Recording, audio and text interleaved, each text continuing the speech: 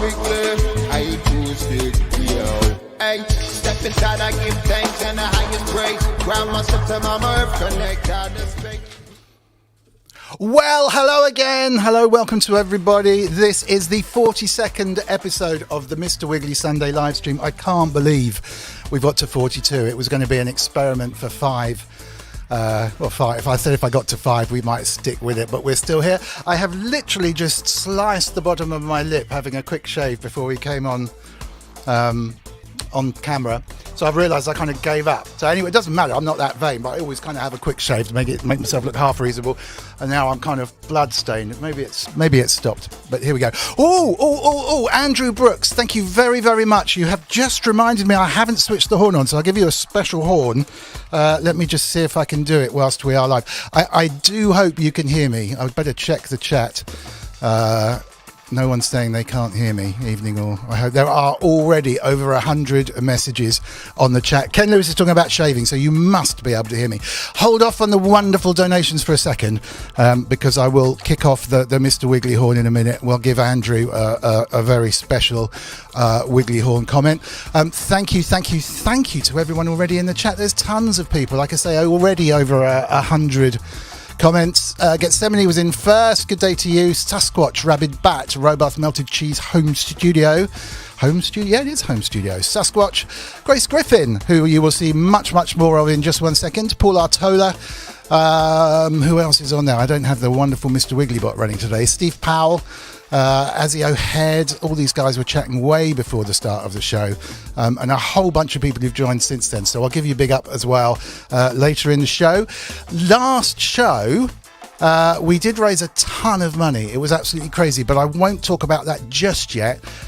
We'll try and entice a few more super chats because we're quite close to the £3,000 mark today. But let's just hold off for a second till the horn's actually working, because it's always a laugh to see me fall off my chair.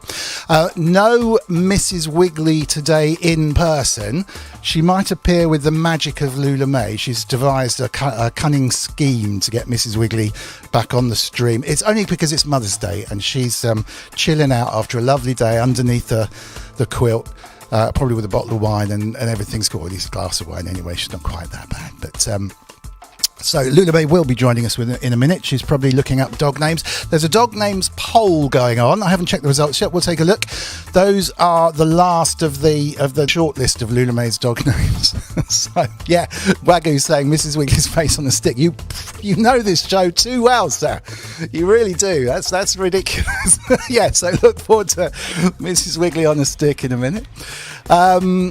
Right, I was just going to have a quick catch up on the stuff. Let me, without further ado, introduce our wonderful guest today, who is Grace Griffin. I know her simply through her jumping in on the chat on some of the shows that are on, including this one, and just chatting to her about sort of life a little bit and what she did. And it turns out she ran live sound and runs live sound. She's an amazing live sound engineer, basically, specialising more so on the on-stage sound, so on the foldback, so on the mixes that the bands hear on stage. You got front of house guy that's mixing what's coming out of the massive speakers for the crowd. Thank you, Robath. Please wait with I'll give you a horn in a minute. Robath, thank you so much for that. I think that's probably smashed the 3,000 mark. Thank you so much for that donation. All donations are going to Great Ormond Street, but more of that in a second. When Grace starts talking, I will switch the horn on. So you get the front of house guys and girls, and they're basically doing the sound that all the audience hear, and then you get the on-stage sound, foldback, the kind of other mix, which is the musicians' feedback, foldback in their ears. Hopefully no feedback, and that's the trick of being a live sound engineer. So if you can imagine being in charge of the in-ear monitors for I don't know, Morrissey, perhaps Peter Gabriel, Motörhead, Robert Plant, those kind of guys. Just the kind of low-key guys. No stress at all if you got Robert Plant at the front of the stage singing and he gives you that look to the side of the stage where you're there and you know something isn't quite right. That's not really stressful, is it, right? So that is Grace Griffin. David Serchek, thank you so much for the $20. Please just hold back for a second. I absolutely love this. We've done 40-odd pounds already, thanks to these wonderful, wonderful people. And I will go through it all in detail. That's so appreciated. Apologies for having no horn running just yet. But yeah, no pressure. pleasure. Just incredible, amazing life story. I'm looking forward, to be honest, to the onstage live tour shenanigans stories more than anything. Also the tech stuff of how you actually do this kind of crazy stuff, and the life stuff as well. So without further ado, please welcome the wonderful Grace Griffin. How are you doing? Hey Dom, hi, I'm good, thank you. Yeah, good. I'm back here from a gig to come and be on the show. I'm so flattered that you asked me. I can't tell you nothing. Absolutely nothing. It's a very tiny little show. An absolute pleasure to have you on. It's just to give your time to talk about it. I think it's one of those things that a lot of people. We have such a lovely group in the chat, of which you're one of them. It's such a small, lovely, cozy kind of place. I think people would be fascinated because they've probably seen your name pop up and some very astute little comments popping in every now and then. But what a crazy life! It's a crazy life. It is. Where do you want to start? Do you want to start the history of kind of how did you get into it? We maybe can wind the clock back. I've always done sound and lights and gigs and tours and all of it, crewing. I landed the job as technical manager of a venue in Cambridge called The Junction, which was a great little club gig, and that was in the mid-90s. And then from there, later in the 90s, I went on tour working for sound rental companies and progressed up the ladder of going from being a tech on tour to being an engineer on tour to being an engineer as a client of a sound company. And as you get more experience, you just end up working with more and more well-known people, I suppose. What was your kind of training in the in the genre? Well, yeah, I mean, I bluffed my way into recording studios. I bluffed my way into doing gigs. When I was 16, I was playing drums and I wanted to be in bands, and I was very interested in what the microphones are all about and how to make sound from a very, very early age. And actually, one of the reasons this community is something I'm fascinated by is that actually, when I was 13, I used to pore over the Maplin catalogue and look at those synthesizers that you could buy from them and go, one day I want a synthesizer. And it was one of the earliest sparks to my interest in all things audio. Obviously, I've gone into a professional capacity as an audio person, but I'm still very much in love with synths, which is why I love this little world that we find ourselves in. Gotcha. I don't know. I mean, back I'm assuming when you were, it was kind of similar time to mine. You could bluff your way in, and I was with bands and stuff, and I'd go, yeah, of course I can record that. I've recorded on a Porter studio before. I'll do that, and it came out okay. It wasn't brilliant, but, you learn your trade exactly like that. There you go. And now you can do college courses, and there's loads of good stuff as well, which it definitely wasn't available because I didn't go to university back then, and there was like no courses anyway. I don't know. My advice is always you probably start in a similar place, but you might get to the top quicker if you know a little bit more. I think these days it's a very different proposition for multiple reasons. First and foremost, you can literally go and get a degree as a live sound engineer. You can do, I want to be a live sound engineer and get a degree, and I imagine it won't affect me because of my experience and background, but anybody coming into the business now would probably they'd be looking for you to have a qualification to trust you with rather expensive equipment. I mean, the biggest change in my career has been how technology has driven the gear forwards. Right. And I think entering into the sphere now would be much harder just to blag it because it's a lot more digital technical, shall we say. Right. I mean, I've known a lot of old school, shall we say, engineers who are still very much work by feel, and they kind of know what they're going to do with their equipment. Yeah. They couldn't tell you why. They wouldn't be able to explain what they're doing on a technical level. Whereas if you're going to put a contemporary PA system together, digital mixing desks, MADI loops everywhere, all that stuff, you've got to know your computer stuff to an extent. Yeah. You've got to know your network technology for a start. And I feel left behind. Certainly, I'm now heading into the old school generation, but I think people of our age are very fortunate to have grown up with ZX Spectrum and the like, and we're the first age cohort who have had technology around us of that nature all our lives, and therefore we can adapt with it and follow it and let it go. We can ride that wave. Yeah. in a way that people who are a bit older than us probably really struggle with. Yeah. And people who are younger than us just look at us going, well, of course you can. So it's a very privileged position to be in, I think. 100%. They talk about that Malcolm Gladwell book about tipping points, where you're around just at the things. There's, certain amazing things happen, or certain changes. So they talk about kind of Bill Gates being around just as computers kicked off to be able to do Microsoft, or the internet kicking off, and certain people being around there. And digital technology is another one like that. And I agree with you. I learnt enough from my home Porter studio and my SPX 90 effects and my mic without compressor and stuff to kind of roughly know what was going on about tracking it, and then quickly learnt, from engineers, which I was, privileged to be working with, about, what is that? You only need to be told once, kind of thing. But the switch into digital, it reminds me of my mum and dad were both involved in technical drawing, architecture, and they worked for British Aerospace, designing plane bits and things on tracing paper, pre-digital age. And then just towards the end of their careers, computers started to come in, and so all that skill of manually drawing this stuff out perfectly changed.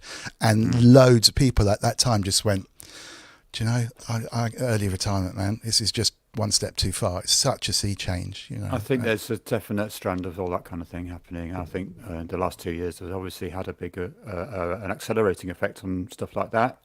People have given up because it's just brought it around a bit earlier than they might have done otherwise. But there's a lifestyle aspect to it all there. But I know that people have just continued to learn. And I often say to people, because it's a strange choice of life. It's definitely a lifestyle. It's beyond a vocation. You have to commit and to be prepared to live out of a suitcase for months on end and travel around the world repeatedly and be away from your family, all those kind of things to earn your crust. It's a bit of a thing. Yeah, it's. I know exactly where you're. I know where you're going. It's also one of those industries from the outside, which is 100% sexy, amazing, brilliant, hilarious stories as well.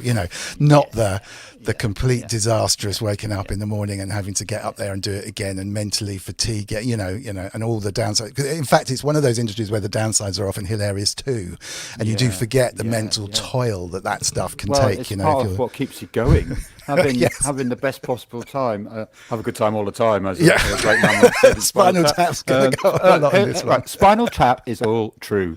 Totally, it's all true. I just before it disappears off the screen, Robert Native VS said something. Which I'm starring them as they go past as well. So hopefully I've got some of them. I'm trying to see, but I'm never going to keep up with all this. But Robert, he says, do you think Soundscape and Clang have made it quite a barrier for the modern big gigs? Absolutely. Yep. I haven't even used Clang yet, and I really want to, but it's an amazing you got to explain that a bit, because so Soundscape and Clang sounds like a techno act. I don't think I'd want to see them actually. Clang is an in-ear, so in-ear monitors. Where's my in-ear? It's just fallen out. These things that we've both got in our ears, molded little headphones, which are custom fitted to us. That's what everybody uses now on stage. I mean, there are people who still use wedges, but it's probably the vast majority using in-ears. So in-ears, stereo mix generally. Mono works too, but stereo, put some guitar over there, some keyboards over there, do a nice stereo drum, whatever. Clang is an immersive or surround kind of technology, which generates it from a stereo mix. And there's a certain brand of desk which is pretty ubiquitous in the live world, called Digico desks, and they integrate really nicely with Clang technology. It's a little thing, and you can basically, you don't just put things left and right. You can get much more of a immersive audio, as a phrase that I really don't like. Thing. Soundscape similarly, but to do with PA, and there's Acoustics, who's the So I was these are still in ears, but somehow they're flipping the phase so that they're doing basically a form of phase manipulation. Right. Okay. So it really sounds like you're in a beam. Are they kind of monitoring where your head is somehow as well? Well, this is the interesting stuff about anything surroundy or immersive, because people don't stand still on stage all the time. Ken Lewis is saying, you go, I'm going to have a look at the drummer. Yeah. What happens? Wait a minute, drummer's backwards. What's going on? Hold on. Yeah, Ken Lewis says atmosphere performance. Yeah, not far off. So there's questions, aren't there? But I've yet to actually have a proper go on a crank system myself, partly because the pandemic has just not given me the opportunity. I'm fascinated by it, but Robert is absolutely right. It's a complicated thing. The desks that use that kind of technology and can allow it to be, it's a learning curve. But that's the thing about audio now, and it's the same in synth world and in studio land. There's a huge technological curve that you can find yourself on, and very rapidly, even if you're way up that curve, find yourself out of depth. Yeah. Now, one of the differentiations with live events is you can't really go wrong. There's no room for maneuver. So you've got to be able to work on your toes at any moment in time, be ready to deal with all sorts of things. Yes. When we have a little story or two, I'm going to tell you one of those. But, Wow.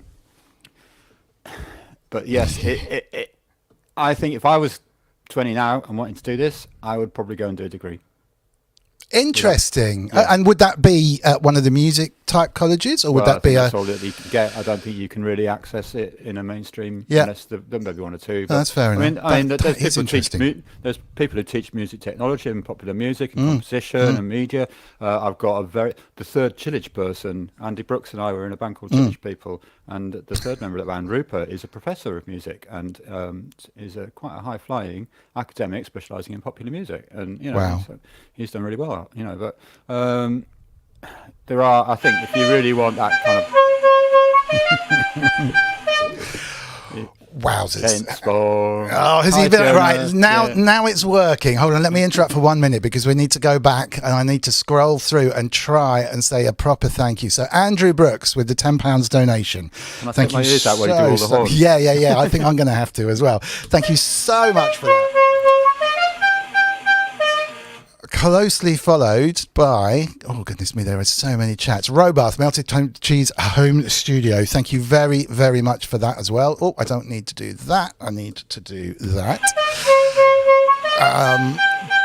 David Surchek. This is absolutely brilliant. All of this is for Loullamae's charity, which is Great Ormond Street. There is, I think, another one which we missed whilst I was setting up the horn itself, which hopefully will appear in a second in my stream. That's the one. Oh, Kent Spong. I think I've missed one, so I'll find it all. I'll tell you what's wrong. Mostly my house wiring. P.S. Fiona says, hi, Grace.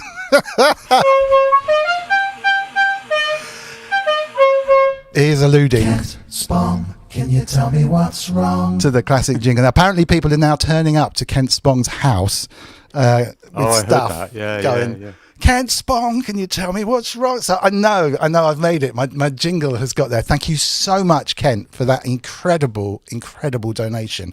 And you've done it so often. It's absolutely amazing. Thank you. And to everyone who's donated. I can give you the numbers. Oh, we got a guest arriving as well. Hi, I thought she was going to sneak up on you then. Yeah. Nearly. This is Loullamae's charity for Great Ormond Street.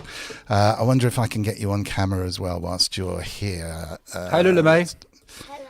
Oh, can you push your red button up there? PTT. Try that. Hello. There she Hello. is. Okay, so let's get you on camera rather than off camera. Why are you called Loullamae?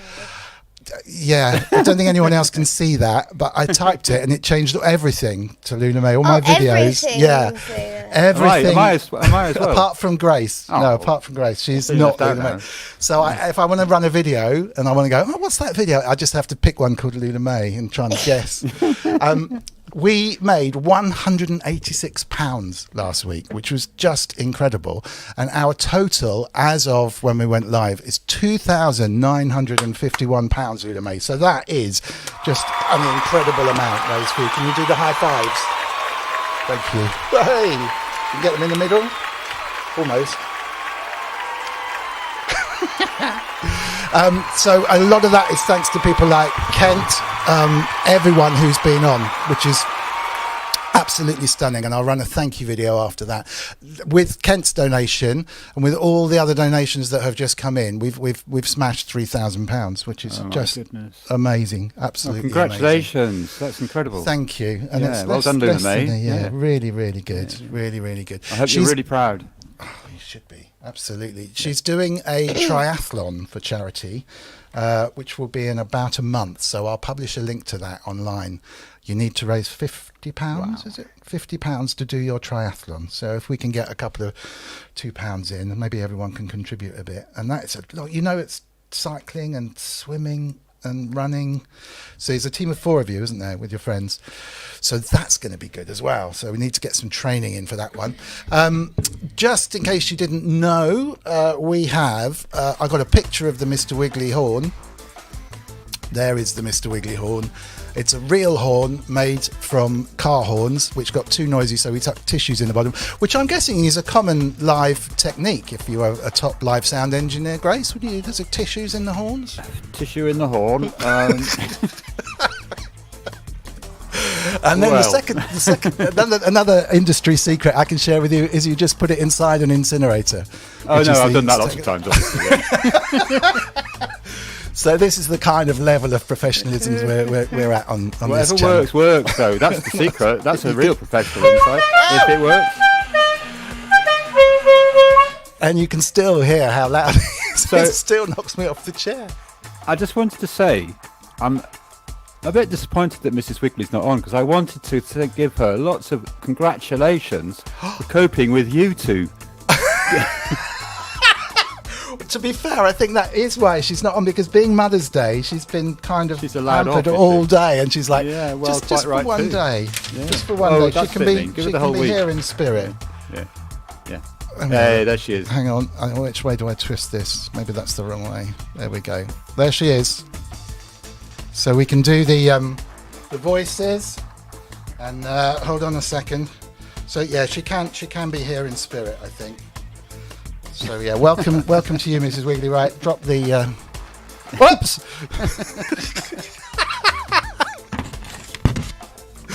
Right, now you're completely out of focus, Loullamae. So we're gonna have to focus between the two. Thank you so much to Sasquatch to start the Triathlon Fund. Isn't that kind of Sasquatch? Sasquatch had made a question earlier, which is always good for a pithy comment, isn't he?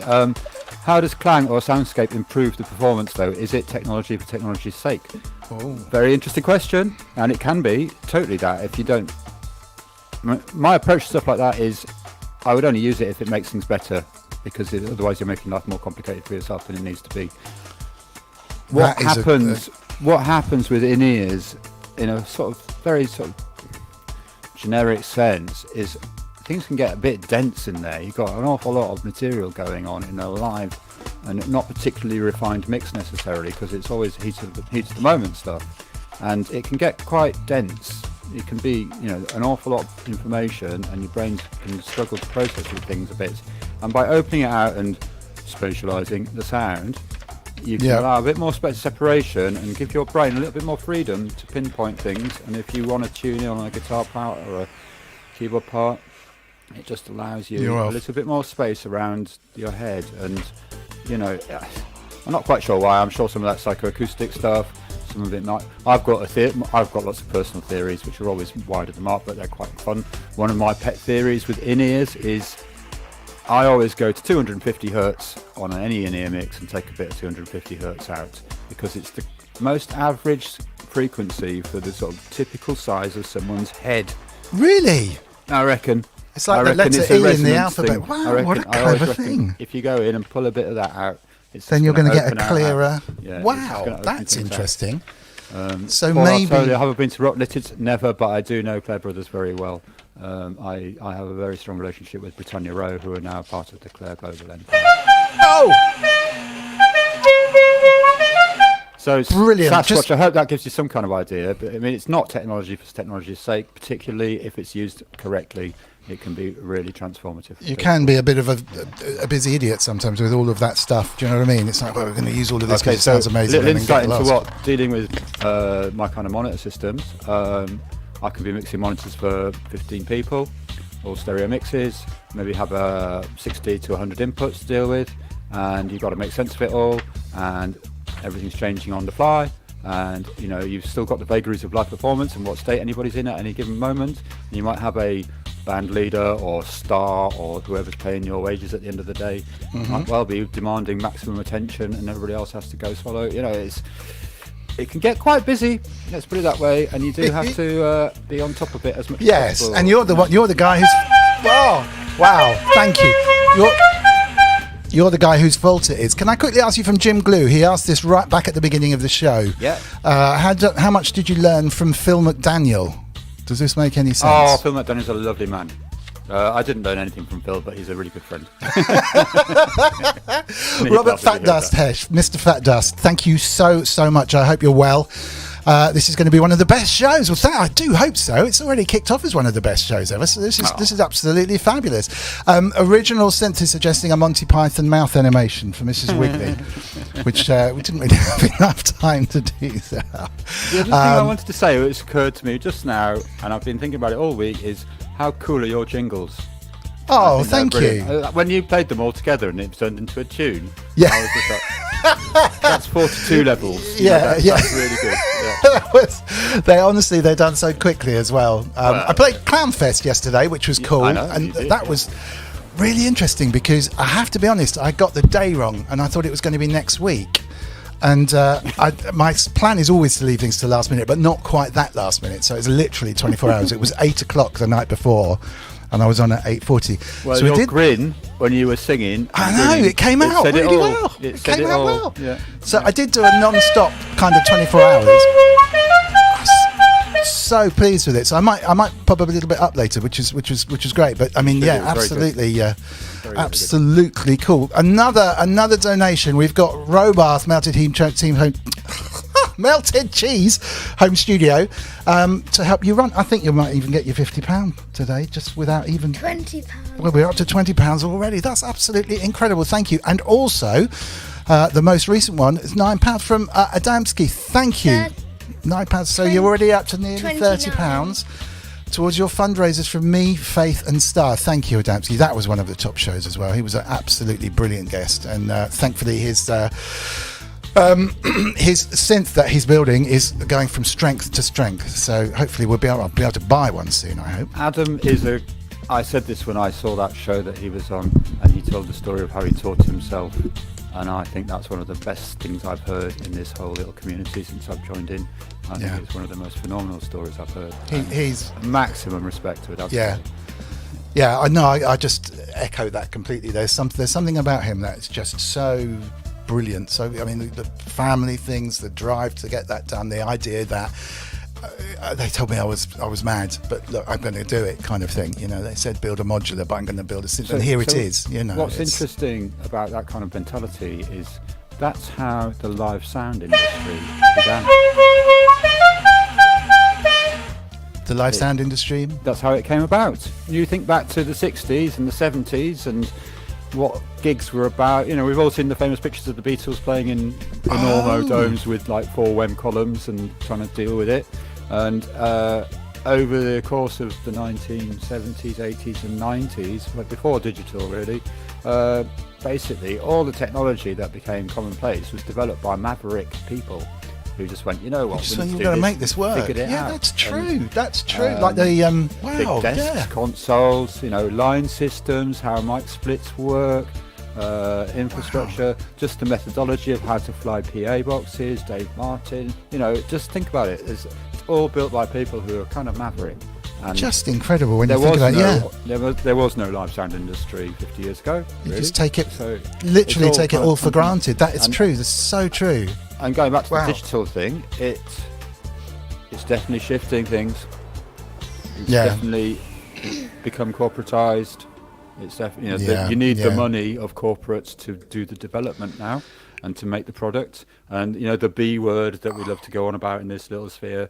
Yes, I told you the B story. Absolutely. You know, there's a whole load of stuff there, but unfortunately, we need that financial clout now to make. Of course, it is true. Most of the problems I have here when something breaks is normally to do with a sample rate conversion or a clock being wrong. You know, and it's not too complex here. It's a nice setup I've got here with a lot of stuff going on, but it's usually a digital issue. Do you want a little seat of the pants moment story? Go on then. Then we'll go to the quiz. Go on then. Well, if you want to do the quiz, go for it. Should we do that and we'll come back? Yes. Stick with us, folks. We're going to come back with a seat of the pants digital story. Right. Loullamae, are you ready?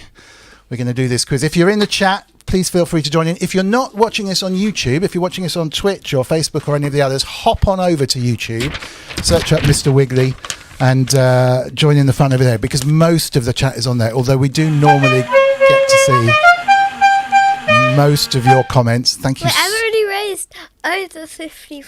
I think you It's have. £100 though.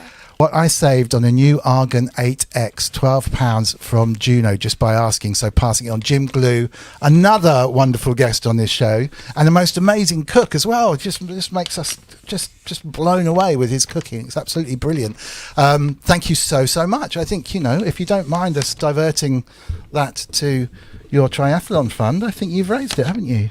Wow, congratulations. Thank you very, very much.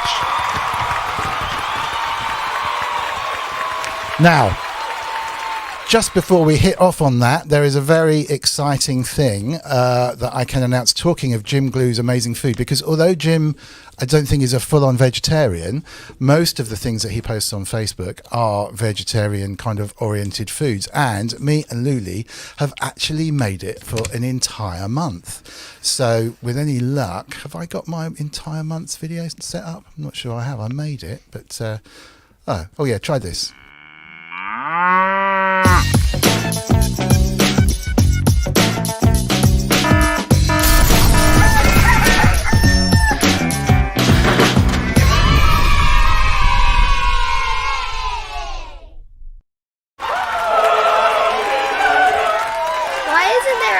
Why isn't there a chicken there?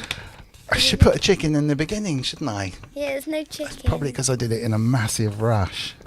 I'll get a chicken on there. Yeah, we've done a month, so that's amazing. That's amazing. No, don't need a medal. How do you or feel after a month of no meat? What do you reckon? No different, I've got to be honest. Yeah. It turns out we didn't eat that much meat, I think. So it wasn't as huge as I thought it would be. But we did definitely eat Sunday lunches, roast dinners. And I don't eat them. We don't eat them anymore, but you used to like roast pork and stuff. I used to eat a ham sandwich every now and then. I never did. I don't like sandwiches. I don't like bread, just plain bread. Well, that's okay then. Is there anything that you really, really miss, Loullamae, that you would have happily not given up? Pork nuggets. There's always something, isn't there? There's a starter. We normally try and go out for Sunday lunch, and there's a starter at a pub that we go to, which is we started off as calamaris we used to eat all the time, which was really nice. But now it's turned into pork nuggets, and yeah, they were a bit special. They were like sort of pulled pork, fried in a thing. Yeah, but no, it's okay. Yeah. I'm happy enough. Yeah. I'm happy enough not to have it. So yeah. So thank you for that. I just wanted to big us up. No need to go vegetarian. It's not for anyone. It's not for everyone. It's absolutely fine. I'm not banging a big vegetarian hammer. Just keeping you informed, because we said we were going to try it. So every week it gives us something to kind of focus on, which is really kind of cool. All right, are you ready? Let's see how this goes. Not so much preparation today because it was quite a quick one.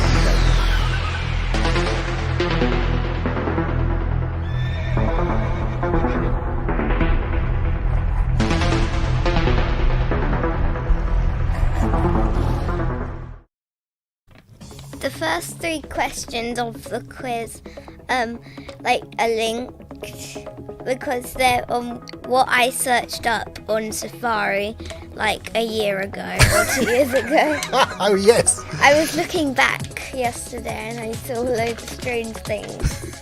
So this is a kind of best questions win one, isn't it? A best answers win. There's no right answer, but these are questions that Loullamae posted onto Google. Probably more than a year ago, I think, when you maybe first got your iPad. So they were things you were interested in. No, it was before I got my new iPad. It was on my old iPad. So this is very old. And these are things that I guess you must have been 8?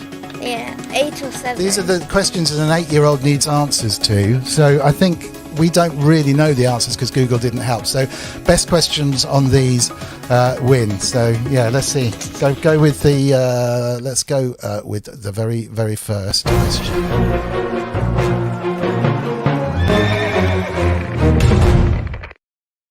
How do you mummify a mummy?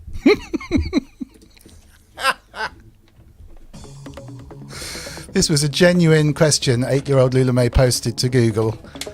How do you mummify a mummy? I can't. What did Mummy done to deserve that, do you think? I don't know. I remember why I searched that. Because I had to mummify a tomato or something for my homework, and then it get in my brain. You do know? Yeah. Go for it. Drenched in gin and tonic. That is cool. Bandages drenched with tin. Yeah, that definitely gets one of these.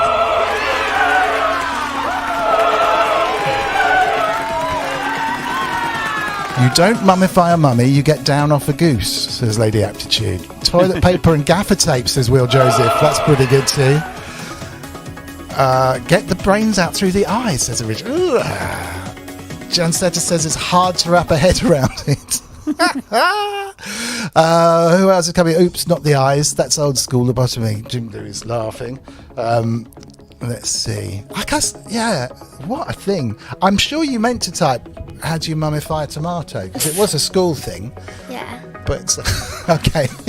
Okay, so the next googly question, let's just see if there's any more coming through before we do it. A very long bandage. This one has an answer. Oh, okay. All right, the next one does actually have an answer. But in your head. Through the nose, not the eyes, says Wagyu. I thought there's a big discussion. Do they really remove the brains of mummies? Oh, yeah. I learned about it all in year 4 or year 3. You learned that when you were like 8 or 9, that they took the brains out of... I think it was year 3 when I learned that. We learned all about it. Do you know what the jars are they put them in? Remember? The jars? Like, they had Special special like, names, and they had... I think they were decorated like heads or something, like gods. But I can't remember the names. Is that right? What? I think it was canoptic jars. Yeah, something like that. Canoptic. Man, Yeah, brains through the nose. So I thought, so Gethsemane's thing about the brains was actually true, and I just went, bleh. Wow. Well, what a thing for an 8-year-old to be looking at. Oh, crikey. All right. Right. Well, okay. So there is a kind of answer in your world to this next one. So there are 3 of these. Here comes the second one.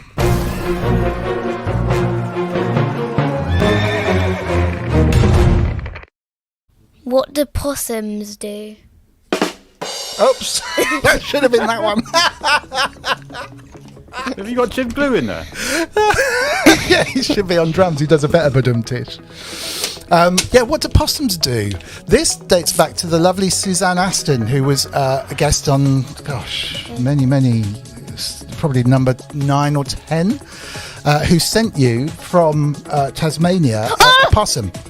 And yes, the Beefstock Mahoney Dance. top name is correct.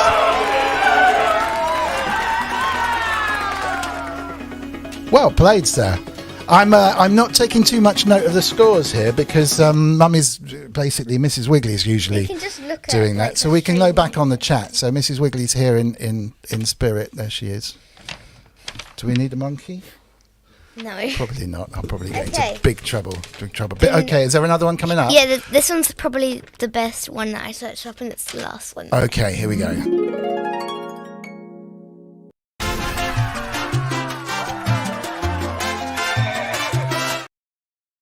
How to become a mermaid. How do you become a mermaid? That's a top question.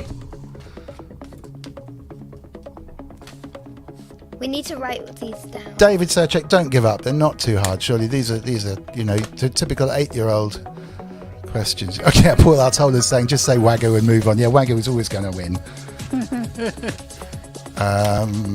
Attach your tail, fuse your DNA with a fish. Wagyu, that's probably the right answer. Do you know the right answer? This was a Google question. The best answer wins. The best answer wins, okay. Like the craziest one. Ask Daddy for more pocket money. Thank you, Mad Dog Malone. That's Go to Wikiwashi in Florida, Paul Artola. Meet a Merman from Steve Powell. The wonderful Adapsgay Faith just said you go under the moonlight in the water. Is that the one? Okay. Well done, Faith. The wonderful Faith as well, and your sister as well. Fantastic. That's absolutely brilliant work. Getting tangled up there. 1 to Faith then. Should we go with, have we got a couple more? Yeah. All right. These may be a little bit more answerable. So we're going so try hard. If you're in the YouTube chat, make sure you're viewing by all comments rather than select comments or something like that, and you'll see absolutely top comments or something like that. By the way, chat. Inky the cat is our moderator today. I failed to say hello at the beginning to her and thank her for being Inky the cat in general, but also being our moderator. So be nice. She controls the chat, and really you're so utterly wonderful, all of you in the chat, that it never needs much controlling. So that's great. But thank you, Inky. We really appreciate all your hard work. Okay, ready for this one then? Let me hit up the intro.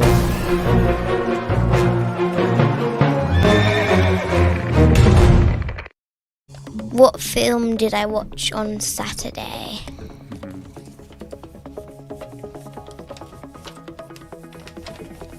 Any ideas? What film on Saturday? Nothing in the chat yet. Obviously, there's a bit of a delay. Frozen 2? No.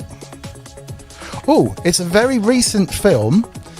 And hold on, I think I might be able to give you a clue. Not that one. Keep an eye on the chat, my darling. Oh, Dr. Synth. Dr. Synth. I just saw it. Dr. Synth. There he is. And I completely messed up because... Hold on a second. There's a big hooray for Dr. Synth.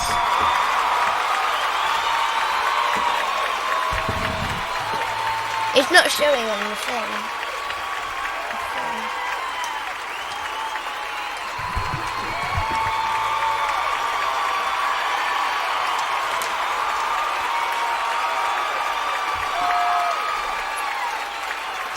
Turning Red.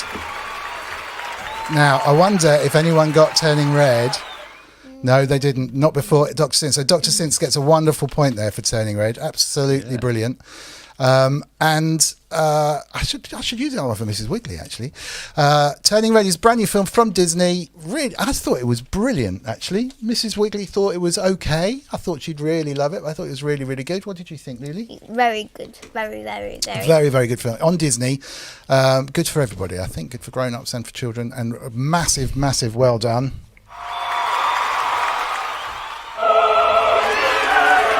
To Dr. Synth. Thank you very, very much for that. Now, do you think that I look a little bit like Mrs. Wiggly? Do you think that works? Could I get away with it? Oh, looks better on you, to be fair. Sean. I didn't know it did two people. Yeah, it definitely looks better on you. Right, let's whiz back. Have we got another question on standby?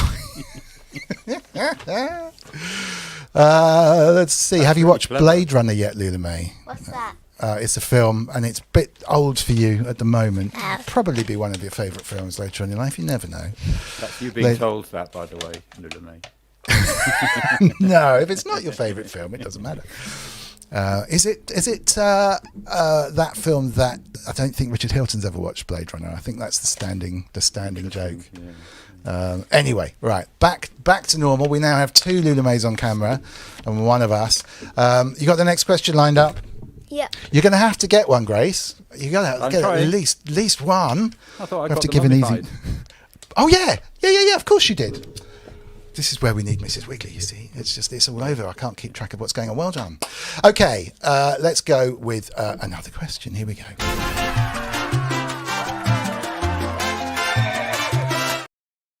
What film did I watch today? Oh. It's about a dog. Oh, yes. 101 Dalmatians. No, but close.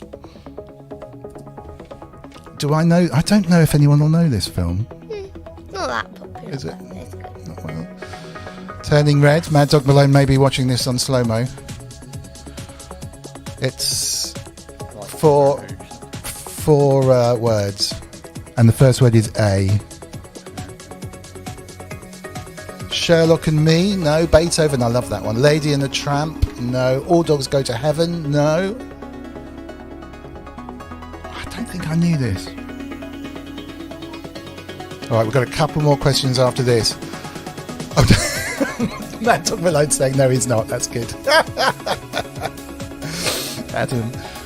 A dog's big tail. No, but it's a dog something. Steve Powell gets half a point for the first two words. A dog's blank blank. Oh, really close. A dog's come home. Oh, a dog's home. It's a dog's something home. Half a point to Adamski. See, I don't think anyone knows this. It's a dog's blank home. Now, Wagyu is furiously Googling. A dog's... Status is robo-dog. A dog's...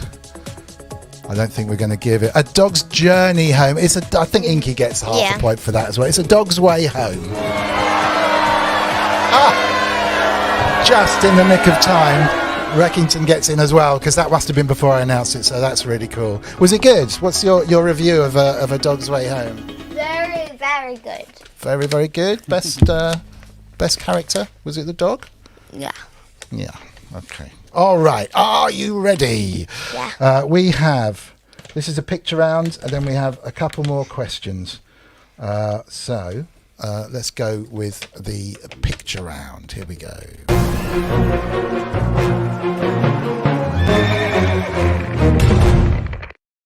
I'm not going to put this up for long. Let's get this one because it's quite an easy. It's an easy one. What's the question, Luli? How many wet owls are on Kent Spong's face? Right, so Kent Spong, the wonderful Kent Spong, when we did the wet owl last week, what was this bird? It's a wet owl. Somebody, I think it might have been Jim Glue, said that wet owl looks a little bit like Kent Spong, which I think, to be fair, is a little bit harsh, to be honest, unless the photo looks a bit different. When you consider Ben Simpson's very, very close similarity to Richard Hammond, which is just uncanny, really, really uncanny. I think the owl in Kent is basically a little bit too close. However, how many wet owls are on Kent Spong's face? Bop gone. Right, let's see. What's the story? Let's get rid of that for a second. How many do we think? Can I have a guess? Yeah, absolutely. Please do. 42. Close, but not. Very close. Actually, funnily enough, we did a how many... I think Inky's on Gaz's beard, and the answer was 42. It's less than that. Very close from Aziohead Sasquatch. 37, 31. Oh, Sasquatch got it. My word.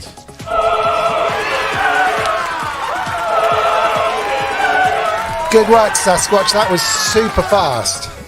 Maybe he paused it. Do you know, I never thought of that. If they were super quick. Think about technology. It can make your life easier, can't it? I never thought about that. We try and come up with ungoogleable questions most of the time, which is how this whole thing started, trying to find out. But yeah, well, no, let me not take it away. Sasquatch, very, very well done. I would like to know if you paused it. Andrew Brooks is saying he cheated. Controversy erupts. Let's just jump to the last one, shall we? We'll save those for next time. That wouldn't work. No, that's okay. Would you like to do that one or the last one? Last. The last one, yeah, because we've had quite a few. That one. This one, we can do those two. Okay, last two questions, and then we'll get into some music and stuff. Okay, just 1 second. Are you ready, Loullamae? Here we go.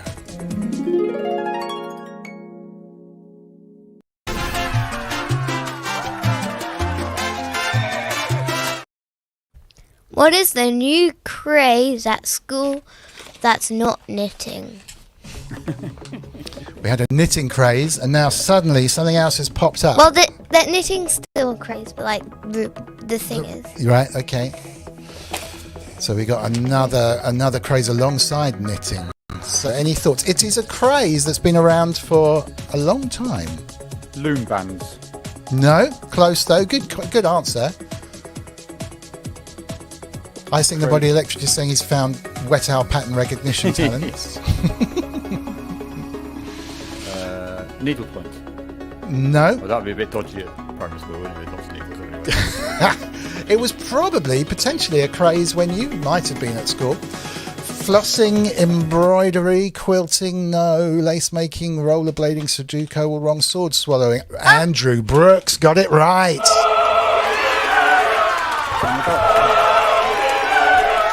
How did you think I'm that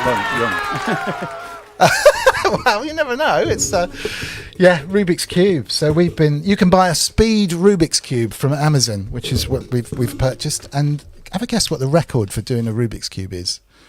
Oh, it's about 3 seconds or something. Yeah, exactly. 3.7 seconds. What about with one hand? No idea. It's about 7 something, isn't it? 8 was it? 8.2 or something. Imagine. And I guess they must have some kind of category about how mixed up it must be as well. Do they have a limit on how long your fingers are allowed to be? Oh, I don't know. Maybe. I mean, doing a Rubik's Cube with one hand would take forever. Yeah, 7 seconds and 3 seconds. And then someone built a Lego machine. It's really hard to take it apart with one hand and put it all back together. You flip the sides. You've got one that you can do that too, haven't you? You can get one that actually move the corners. But yeah, someone built a Lego machine that does it in like a second and a half. And it literally goes. But to do that with your hand, absolutely crazy. So is that with like optical sensors to tell what the colours are? Yeah, exactly. Which is kind of cool. A question for the chat, actually, whilst we're at it, and we also need to check the dog poll while Lulu's here. Inky, I might have to ask you to tell me what the poll results are because we can't see them in StreamYard. Why not? Because it's StreamYard and it doesn't do polls, so you have to open it up on your phone and try and get there. I can try. Open it up on your phone then it all starts feeding back, but I'll try it. Loullamae's going to start playing drums next term, which is obviously... Good choice. I started playing drums when I was about 13. Oh, cool. So you're getting there ahead of me. Any advice? Lula's winning. Lula's winning on the... Luna. Luna is winning on the thing. Okay, thank you, Native ES. That would be awesome. If someone could paste... Oh, Luna's got 35%. That sounds like a very close poll to me. If it's 30, because there's 4... You can only fit 4 or 5 on there. So we couldn't put mummies on. And we couldn't put there. Get a drumming booth, says Sasquatch. Well, I was going to ask the chat. My question was going to be, can anyone recommend electronic drum kit for practicing on that's, not majorly expensive, but actually, not going to... I teach you to play the wrong way. Do you know what I mean? Nitro kit, which is a cheap Oasis kit, but it's got mesh heads, so it feels vaguely like real drums. Okay. And it's about 300 quid or something, so it's not So that the would price be of the top end ones.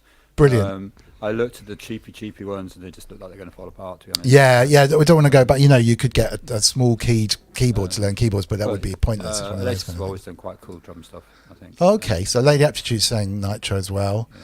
But a few people are saying don't get electric ones to practice. No, they're not the best for learning technique. Okay. In terms of how it feels and push back and bounce and if you that's probably best advice then. But they're a lot of fun to figure stuff out with if you just feel what it's like. Yeah. But the best advice is learn your rudiments and learn them so that you're really fluent with your rudiments. Rudiments like paradiddles. Exactly, yeah. And you can't practice enough. Well, yes. Well, piano's going well. Could be worse. She could want to learn the violin. Actually, Dr. Singh, I agree with you there. Learning anything with strings and no frets seems to be a bad idea in my book, to be fair. I mean, full marks to everyone that can play them, but frets are a good thing. You can't get the tuning right. Okay, last... Lady Aptitude just said, I learnt to play drums with a pair of sticks in my mum's ironing board. Hey, I learnt to play drums with a pair of sticks, a copy of Led Zeppelin 2, and a pillow and some headphones. So, yeah, I'm with you there. Well, there you go. So maybe we're going up the wrong path then. I just assumed... That was born out of necessity, I have to say. Yeah, but actually the play on a pillow is probably better than the plastic of a drum. Again, you don't get the correct feel because it's not bouncy, but I was just trying to figure out what the guy did, which with John Bonham was really difficult anyway. And it did nothing for my footwork, but it was just the way in. That's all it was, and the music was so compelling that it just totally got me. Okay, well, there's lots of brilliant comment actually. I'll be able to go through it after the show as well. But Sunshine's saying I have a buddy who works testing Elise's drums. They're pretty nice. Paul Artola and quite a few other people are saying the snare technique above all. David Serchik very kindly says if you need some cymbals, I have too many. That would be absolutely awesome. Thank you. And yeah, a lot of people are mentioning mesh heads. If you're going electronic, mesh heads is the thing. It's definitely okay. Pots and pans, Future World Machines. Oh, I did that as well. My mum loved me for that. Yeah, I think it's going to be great. There's that looping video that Loullamae did, which was really cool. I showed a couple of things of it, and there's just that's the way you play the shaker rather than just going like that. You kind of play it the way you would normally, and I don't know where you pick that up, but it's kind of locked. The groove is there, so that's kind of cool. If they'd only had V drums back then, says Lady Aptitude. Yeah, absolutely. No rim shots on electronic drums. Rim shot's the best bit, actually. They have some of them have an artificial rim shot thing, but it's not like the drums, really, is it? No. All right. Well, that's interesting. We'll talk to your drum teacher as well. But yeah, no, not so many female drummers around. I think that's a good thing to be doing. Absolutely. So, cool. All women in music should be encouraged to do whatever. 100%, especially on Mother's Day as well. Play the incinerator. Well, yeah, absolutely. But you just need it to cover the Mr. Wiggly horn at the moment. Okay, last question, which I think is a jokey question. Not that all the others were very serious, to be fair. Do you want to do that? You've got your foot in my head. Angle. Yeah. It's really strange. Ready?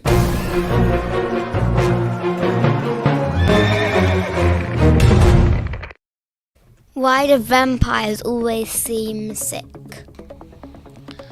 Why do vampires always seem sick? Because they don't eat enough steaks. Oh, no. Keep those feet out. Considering it's like a cracker joke. David Sturchek saying he wishes he had proper lessons.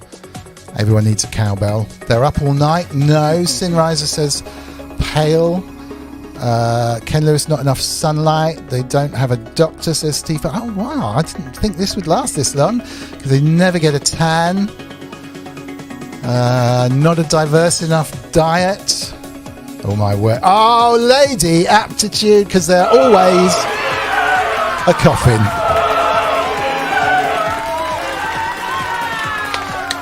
Very well done, Lady Aptitude. You deserve that one. Oh, and you Googled it. Oh, that gets a /G on the... you should get full marks for honesty. Yes, exactly. So you get a /G on the chart of leaders that I can never get together. But in spirit, you're there with a /G. Very, very good work. Very, very good work. What else is there while you're here, Loullamae? We've done vegetarian, we've done wet owl, the dog poll. Could someone paste in the top 3 of the dog poll into the chat? That would be really, really useful. Let me pull it up if I can get it. Hold on. Did you put my face? All of your ones, but I didn't put Mummy's in, and I didn't put the my one for the boy dog. So it was all of your ones. My favourite is Cookie. Let's have a look. If I can get it without causing major feedback from anywhere. It probably is going to feedback for a second with some echo. Let's see what's going on. Let's have a look. If that. Okay, we've got 35% for Luna. And 23% for Pebbles. 19% for Willow. Cookie's got a 23. No, she's at the bottom, but actually she's joint second with Pebbles. So that's interesting. So Pebbles and Cookie were second. Willow was last. I like Willow. And Luna was by far the lead. Luna's Thank you, my Gethsemane. favourite. All right, we'll end the poll. That's amazing. Wow, that's really not what I expected. Yeah. The poll should have had Nasher and Muttley, though. What? The poll should have had Nasher and Muttley in there as well. Why? With their good dog's name from a cartoon when we were young called Wacky Races. Might have seen it on YouTube, actually. Well, Muttley was on Wacky Races. Yeah, Nasher was Dennis the Menace's friend. Dennis the Menace's dog. Yeah. His big sharp teeth. That's right. And I think that's it with Luli. It's probably bedtime soon, isn't it? You've done amazingly well. Big up to you. And let's just say a big thank you to everyone for all the donations for your triathlon for one, and for everyone's donations in for the Great Ormond Street charity as well. So there is a fantastic list of people on this video here just to say thank you from Loullamae. So I'm just going to run this. You know who you are. If you're new and you donated today, you won't be on this list, but you'll be on there next weekend. And above all, just thank you. Honestly, it's incredible. So thanks to all of you for your donations and for just being in the chat. It's absolutely epic. So thank you. Hey, step inside, I give thanks and the highest praise. Ground myself to my earth, connect out the space within the hallways of the heart. The mind in the state of being that I am as I vibrate. At a ring, oscillate like horse crystal, mama man. Earth brother, I know run solid, listen. I'ma say our heart is the product of something. We'll let it shine away, overlap and envelop each other in love and light. Yeah. Simultaneously synchronized this energy, symbiotic and sacred geometry. Contemplate the symmetry of this imagery as we integrate the knowledge. This wisdom, see what the symbols mean and bodies for the temple beat. With a life force, energy resides in the chemistry. Bioelectric being the top and indefinitely. Receive and perceive to the physical machinery. Conceived by the source, recognize that it blessed be. Rolling and I can't breathe. Conscious living never hurt me. One love, energy and sex deep. Wind your line to the champion sound. Baseman move to the energy. Sunlight bread in a one way. One love, set your heart free. Wind your line to the champion sound. Winding time to the champion sound.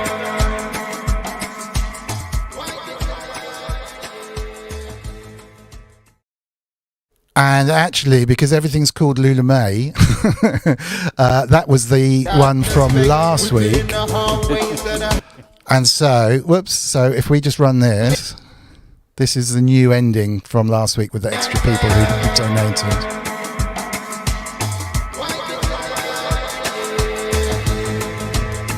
All more Frazzle and Sunriser as well, thank you.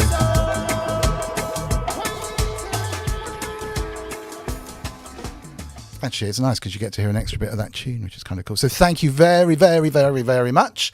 It's a great tune. Thank you. It's with a guy called Leonard Ludvigsen, who's amazing. So thank you, thank you, Luli. Bye. Bye to everybody. Thank you.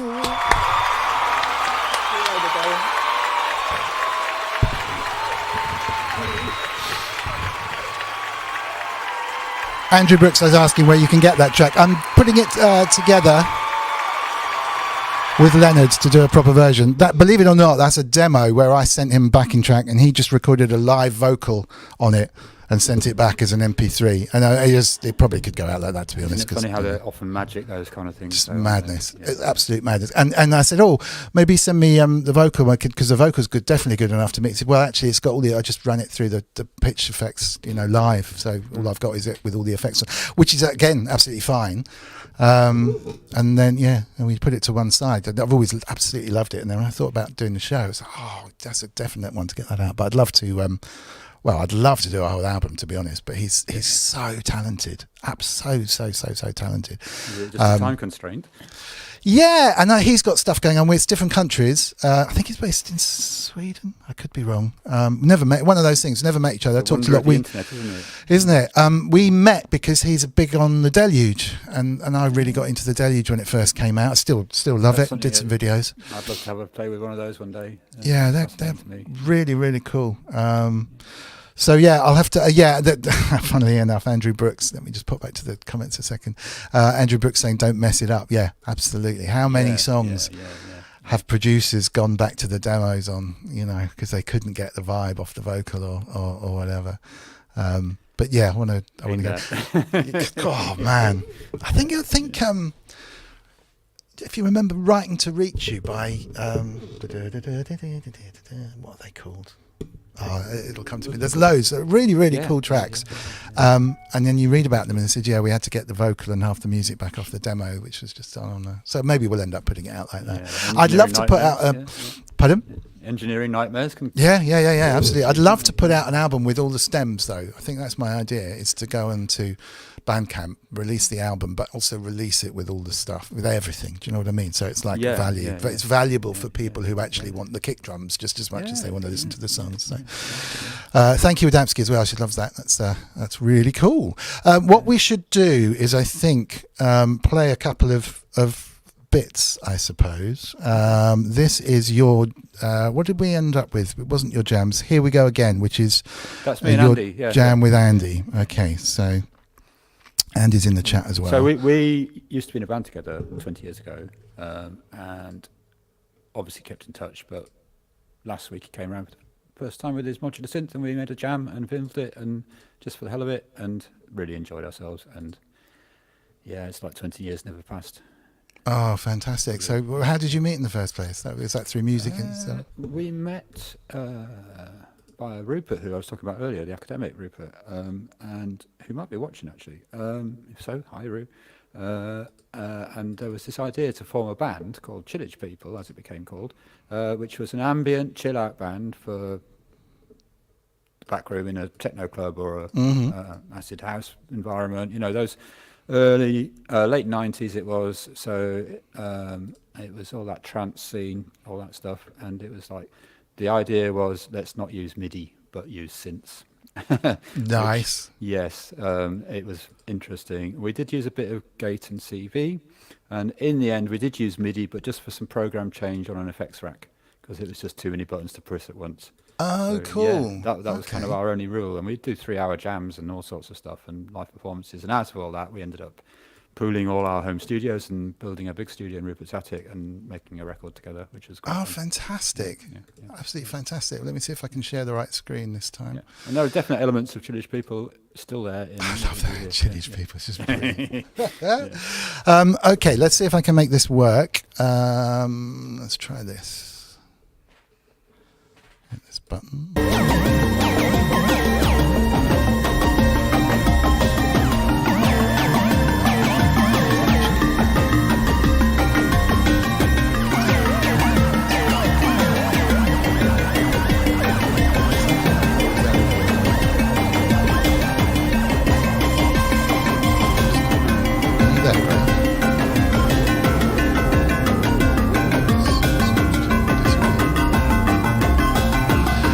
Hold on, right, what we need to do is, let's go. Okay, if anyone can tell me if you're seeing, or rather if you're hearing let's pause this.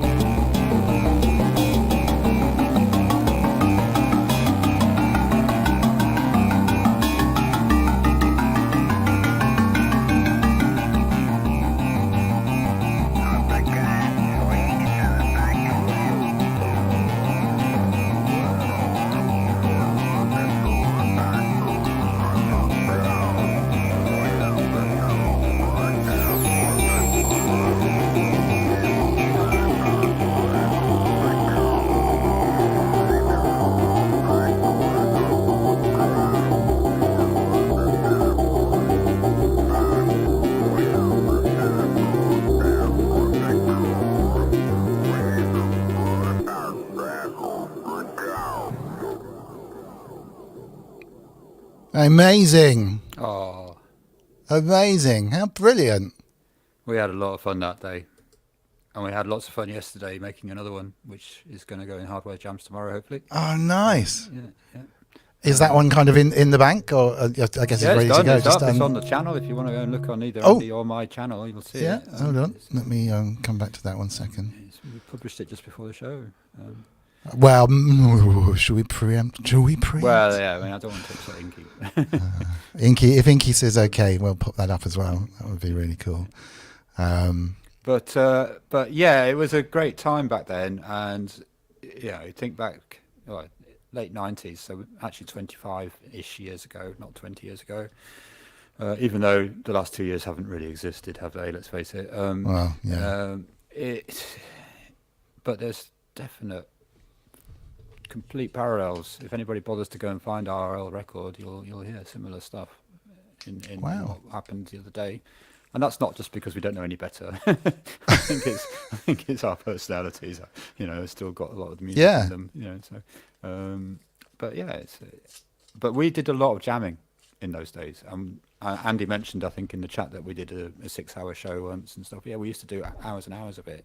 I used to take shortwave radios in and string a wire aerial up around the room and just randomly tune into whatever we could find. Oh, that's my jam as well. Yeah. That's absolutely my jam. Just throw it in a sampler and stuff. And yeah, I was doing a dub gig. I was basically mixing it up live and doing dub. And Andy and Rupert were playing a Pro One each, an SH-101. There was a D50, there was an Emax sampler, there was some lovely keyboards. Rupert had a deck, he had a mini megaphone with a voice distorter on it. All sorts of silliness. We had a lot of fun. And then did this sort of crazy live dub in the middle of it all. And that was my role really. And then yeah, when we made the album, it was just like we distilled all these ideas through gigs and lots of gigs and then they became songs. Oh, that's amazing. Inky says yes, so that's cool. I was just going to see if I can also just pull out, if I've got a link, a tiny bit of the Clownfest thing I did, just because I don't W13, sorry Andy, yeah.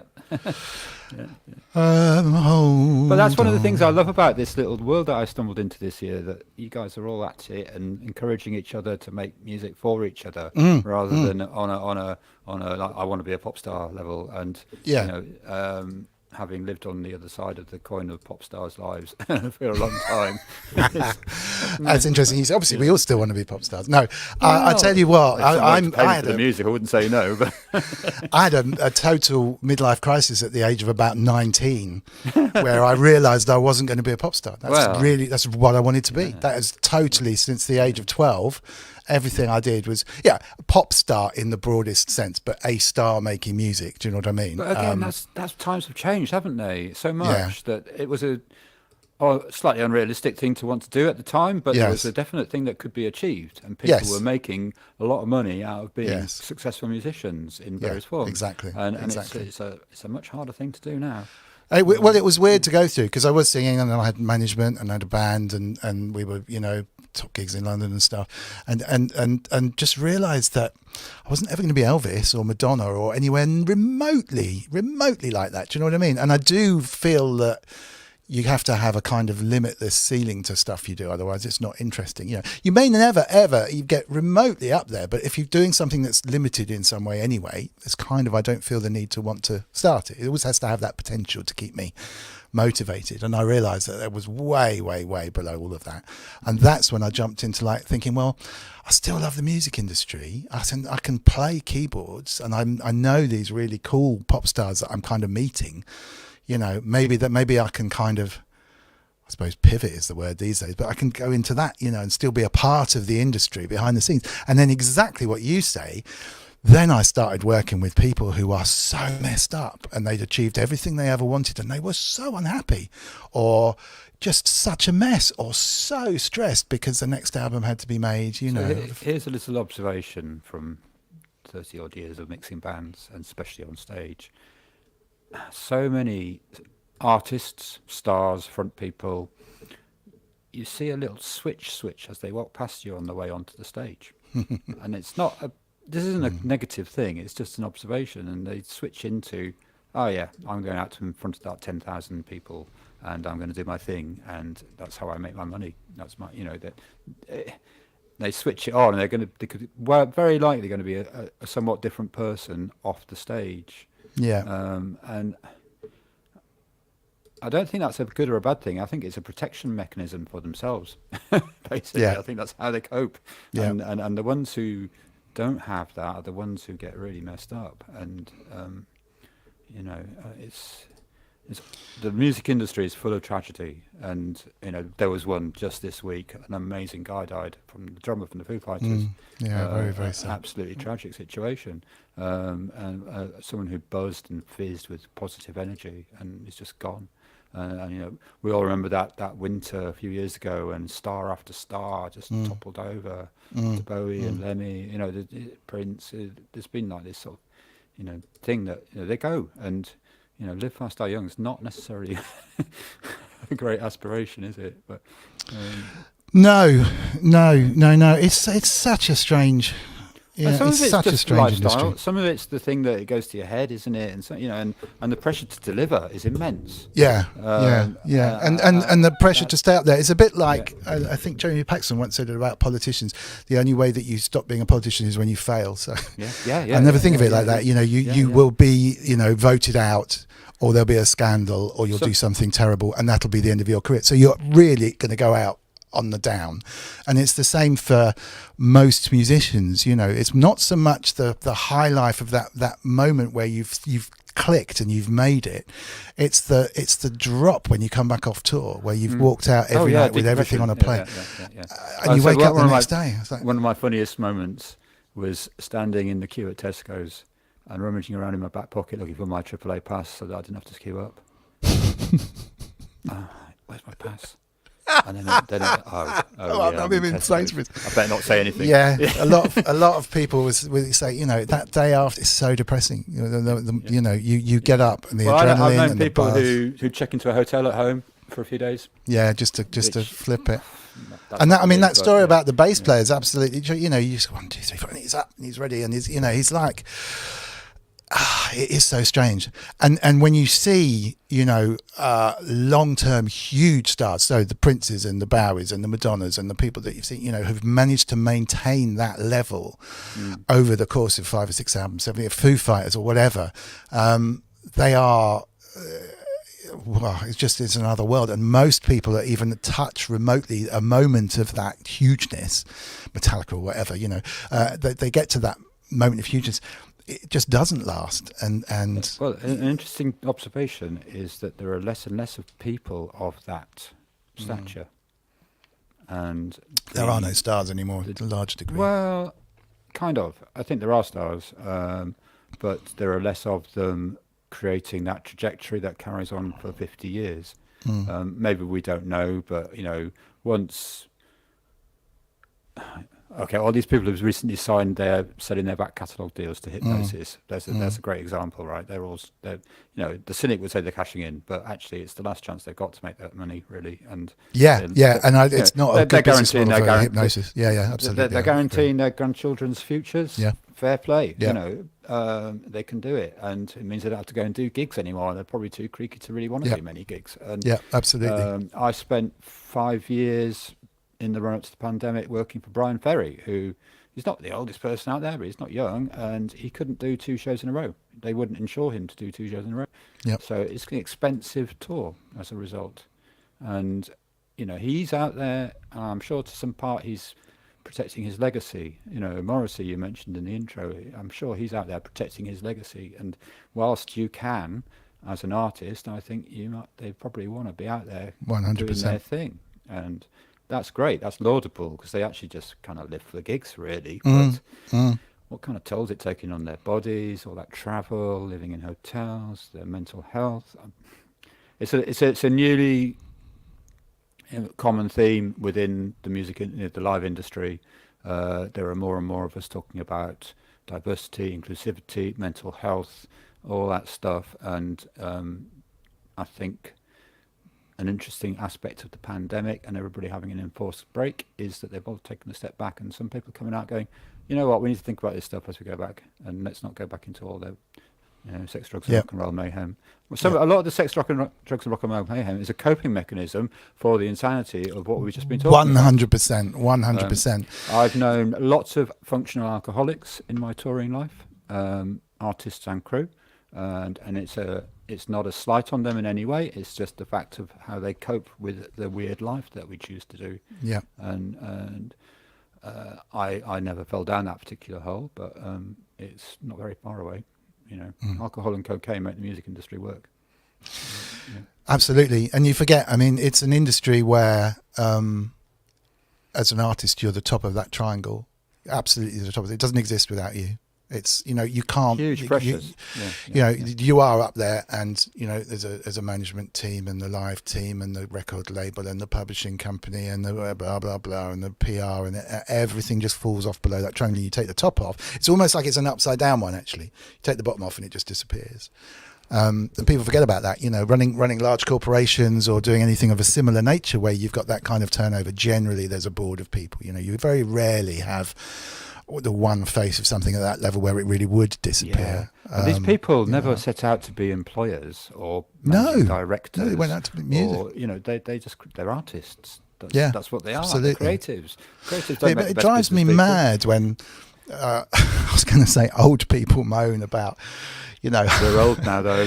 we are all old. You know, like Justin Bieber. Oh, he's so rubbish. You think? Do you even? He's worked probably harder in 3 days of his life than you probably ever have. You know, I don't know you. I don't know either. But do you understand the pressure that guy's under? You know, it's got an amazing voice. He's a pop star. It's an amazing industry underneath him. You know, don't knock him. You may not like his music, but don't knock him. This guy is really, you know, he's amazing to still be alive, in my view, compared to a lot of other people that have handled fame like that. But Inky says it's okay to play that jam, so that's cool. However, David Serchek says, favourite band or artist you work with? David did. I don't do favourites, David. Sorry. That's fine. That's absolutely fine. Yeah, it doesn't matter. I think any I've been very blessed that I've had some very, very healthy experiences, lots of lovely people that I've worked with. I think a lot of the time you're all thrown into a thing together and you don't necessarily choose that company either as band or crew. But most of the time people make the most of it and get on with it. And once the bus door shuts and you trundle off down the road, there is maximum loyalty for the duration of the tour. You get back to King's Cross, jump off the bus, go home, don't hear from these people for 5 years, go back out and do another show with them, and it's just like time never passed. Wow. And I think there's a certain amount of I've got some incredible friendships over the years through touring, and literally that happens. You don't see them for year on year. You don't bother getting in touch, and then you pick it up again straight away. And there's a sort of timelessness to some of that stuff. Favourite artists, I've been very fortunate to work with some of my childhood favourites. My first ever proper tour was Motörhead, and I've got an epic tale if you want it. Save it till after the music. We'll come back in. There was another time, just slightly off from that, during the time that I was on the Robert Plant crew, we did a charity gig, a festival in Tromsø in northern Norway, and it was the first day of all night sunshine, so it was midsummer, and it was Nelson Mandela had a charity called 4664, which was his prisoner number, and I think it was an AIDS charity basically, because South Africa was having a terrible time with AIDS. And a lot, you know, one of those festival gigs where all the great and good turned up, you know, and we'd done our thing and we were having a drink. There was this massive marquee out the back and a free bar, free food, everybody's in there, all the bands, all the crews were in there. And it's like, I looked at the bar, and at the bar there was Brian May, Peter Gabriel and Robert Plant having a pint. And I was like, I turned back around to my mates and I said, I can retire now. That's outstanding, isn't it?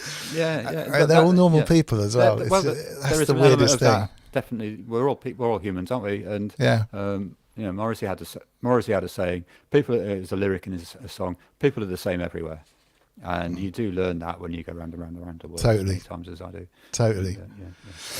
Wow. Okay, I found a little bit of the end of my set for Clown Fest. Yeah. So I popped that on in case anyone missed it. I want to see you grinning. See. It was a long set, so I won't put it all on, but let's just see if I can guess roughly. Towards the end, it kind of kicks off, so you'll be able to see what's going on. Is that working? Let's see. Hang on. Can you hear that at all? I can't hear that. No, I didn't think so. Let me just see what's happening. Oh, I know why. It's always a simple thing. You've actually got to turn up YouTube, right? There we go.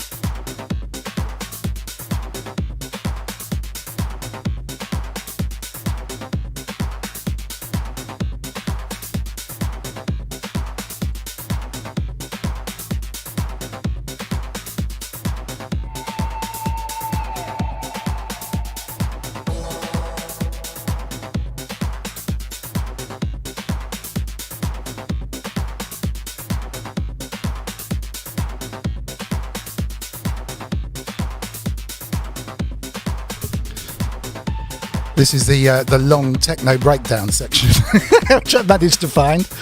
But there we go. Looks like I might be getting ready to do something. Looks like you were singing then. So, where were you? Were you hanging on the highway, or lost among the vampires? So, where were you? Were you speeding on the highway, singing I did it my way, singing I did it my way, singing I did it my way, singing I did it my way, singing I did it my way, singing I did it my way, singing I did it my way, singing I did it my way, singing I did it my way,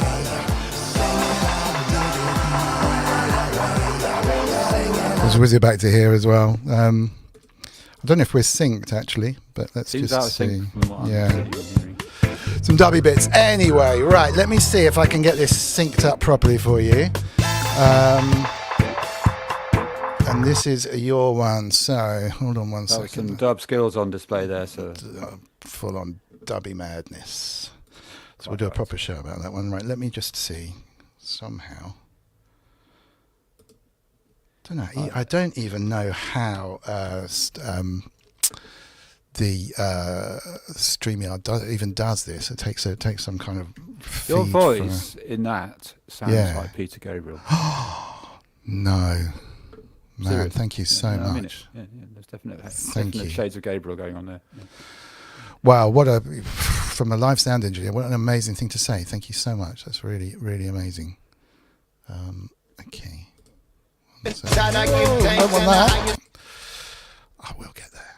All right. I don't know how you do it. It's With a all wig on. bamboozling me. I think this is probably why it was out of sync. I was probably showing a different. I can manage 128 a different inputs thing. and 64 outputs, but I couldn't do live streaming. How's that looking? Is that the one? Yeah, that's the one. No one's seen this yet.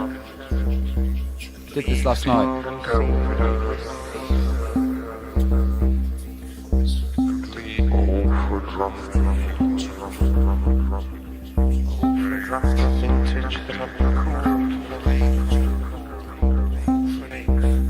Under drowsy numbers, papers,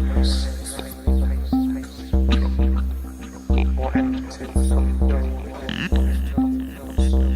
one past.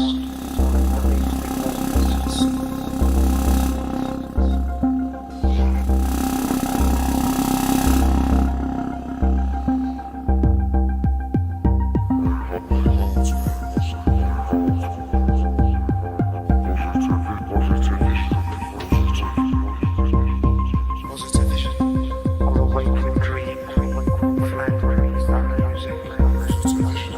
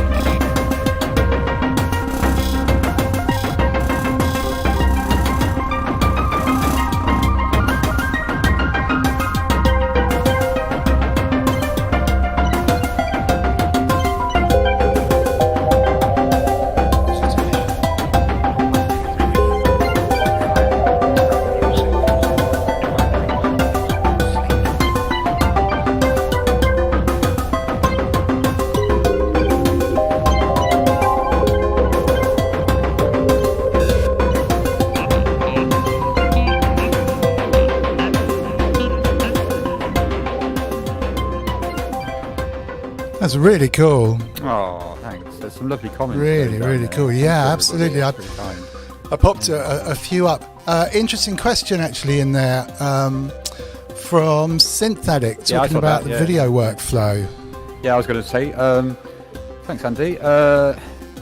I'm quite new to video, to be honest. I've been exploring DaVinci Resolve since, Yeah. I don't know, the end of 2020. I decided as the pandemic drew on, I was try and learn something new. And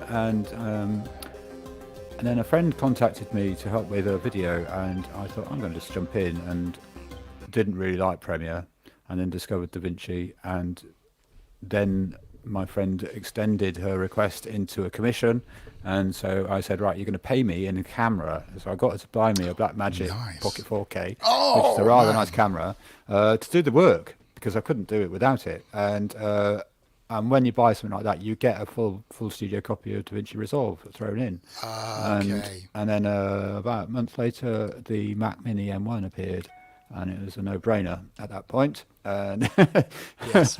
and suddenly Yeah, totally. I had a video editing workflow just appear in front of me.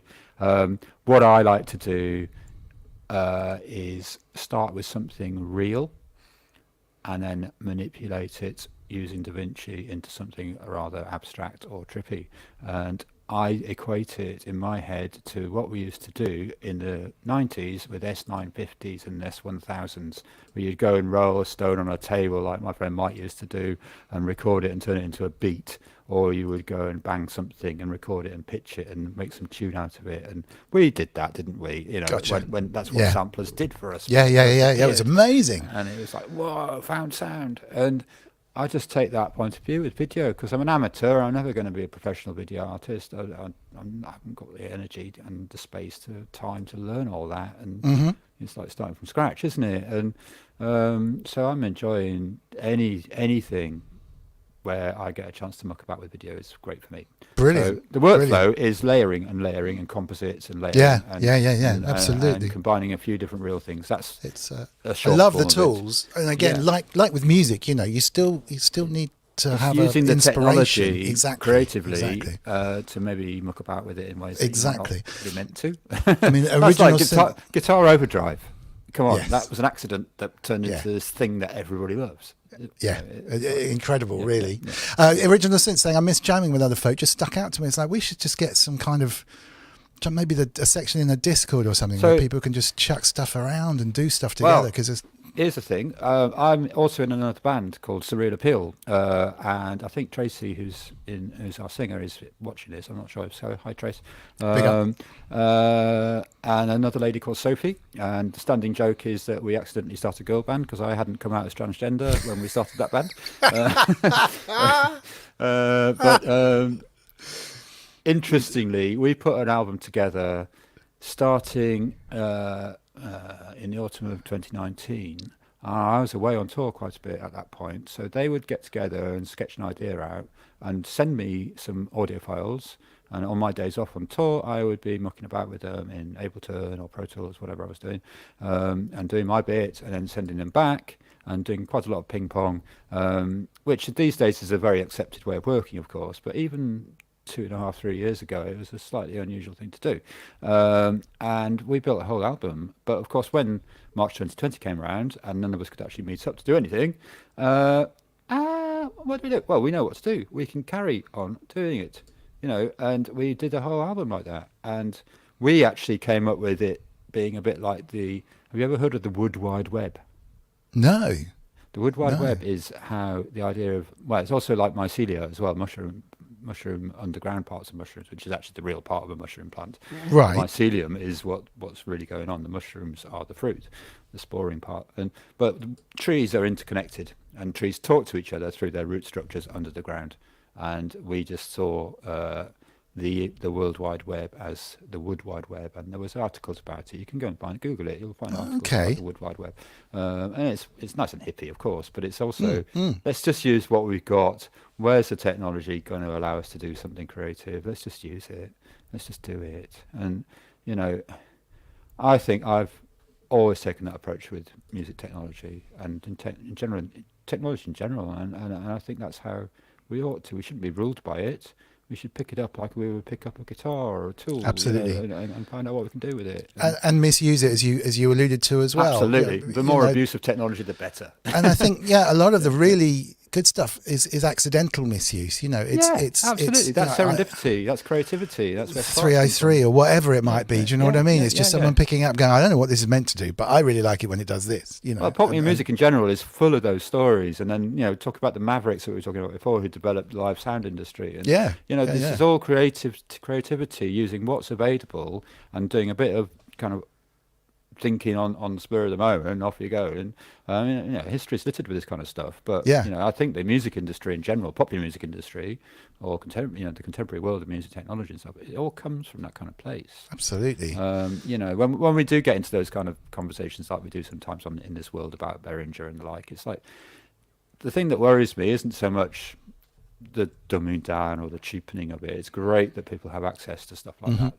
What worries me is that the mavericks and the creativity around which generates all that inspiration is getting dissolved and dissipated, and it's disappearing because it's like any of these things in life. Things become more corporate, it becomes more mundane, becomes more bland, or you get the gentrification factor. All those kind of conversations which happen all the time. It's about that loss of creative freedom in some form to me. Hopefully we can rely on the youth of today and Loullamae's can lead revolutions. Absolutely, we can rely on Loullamae and her contemporaries to kind of I think keep that vibe. I'm not saying that hope is lost. I don't believe that at all. I'm very hopeful. I think we're always going to have that stuff, and people actually push back against hard pressure. The film that Andy and I were both went to see last weekend it's a really good story about people power, and Sheffield being Sheffield, it's a place where there's a bit of that goes on, and it was a pushback from people going, we don't want this, and the film's an emotional roller coaster because there's some really funny moments, there's some really uplifting moments, and there's some really sad moments, and it's actually really hard watching trees get cut down in that film. Again, it seems mundane to talk about it, but it's like if it ever gets a national release and you come across a film called The Felling, go and watch it for Andy's music, but also go and watch it for an emotional journey. Wow. Yeah, and it's a really good story. Yeah. Cool. That sounds amazing. It's full on. It's so true, though. We take that completely for granted. I don't know. Maybe religious or not religious or whatever. Searching for something clever. You just need to look at a tree. Yeah. And go, or the sun coming up in the morning and go, that's your miracle, mate. I don't know where it comes from. Do you know what I mean? Yeah, I'm not into organising. Yeah, no, I'm not saying, but those people are looking for something and then actually just not looking what they have. All you need to look at is that sun coming up in the morning. That should be blowing your mind. You're just used to it. But I was very interested in astronomy when I was young, and once you start learning about astronomy, the expanse that is the universe, and some of the ideas behind it. That can be quite spiritual. There is an amazing question on a slightly different tack here, and we need to come to we need to talk properly, don't we? To talk about tours things as well. This is brilliant. What was the first album Grace received as a Christmas present, and is it still listened to today? From Steve Powell. What a great question, Steve. That's brilliant. I haven't got an answer, but I can almost answer it. I received as a birthday present when I was about 9 a cassette album of The Goodies, almost live at Cricklewood, and it had songs like The Funky Gibbon on it and the Ecky Thump song and so on. And I haven't got it anymore because it was a chewed up, broken cassette after a few years. But my kids were all properly exposed to The Goodies, and they all love it. They've got a box set of The Goodies DVDs. They've got all of them. Excellent. So it's almost an answer. Sorry, Steve, it's not a complete answer. I actually can't remember ever getting. It's so intricate, though. It wasn't even like what was your first album? What was the first one for Christmas? That's excellent, fantastic album. Adamski's saying seriously, we take nature for granted. Absolutely, in danger of TikTok culture. It'll get worse. Again, it gets better. Traveling the world, I've been so blessed and fortunate and privileged to see the whole world. There isn't a continent I haven't been to, but I'm cheating a little bit there because I've only been to the Falkland Islands, not to the Antarctic mainland. But other than that, I've been round and round the world, and I love going to my allotment. Nice. That's all I'm going to say on that, because it's grounding. and it's my zen spot. Nice. Synth Addict is saying, watch Rage Over Trees, Yes. a Nova program from the 80s. Yeah. He Still mentioned that very to me. powerful today. Awesome.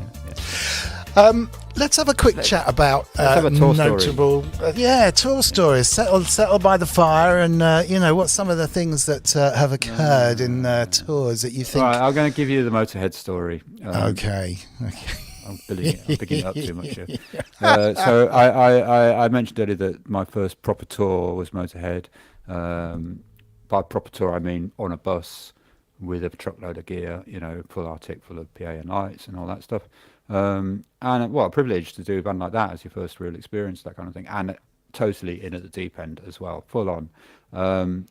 So there was a guy who was called Eagle, who was Motörhead's long-term monitor engineer, and he was a bit of a mentor to me. And throughout that tour, Glaswegian chap, used to sit down every night, roll a big fat one, and drink a whiskey and tell me that you're the only person I have ever met who can do my job.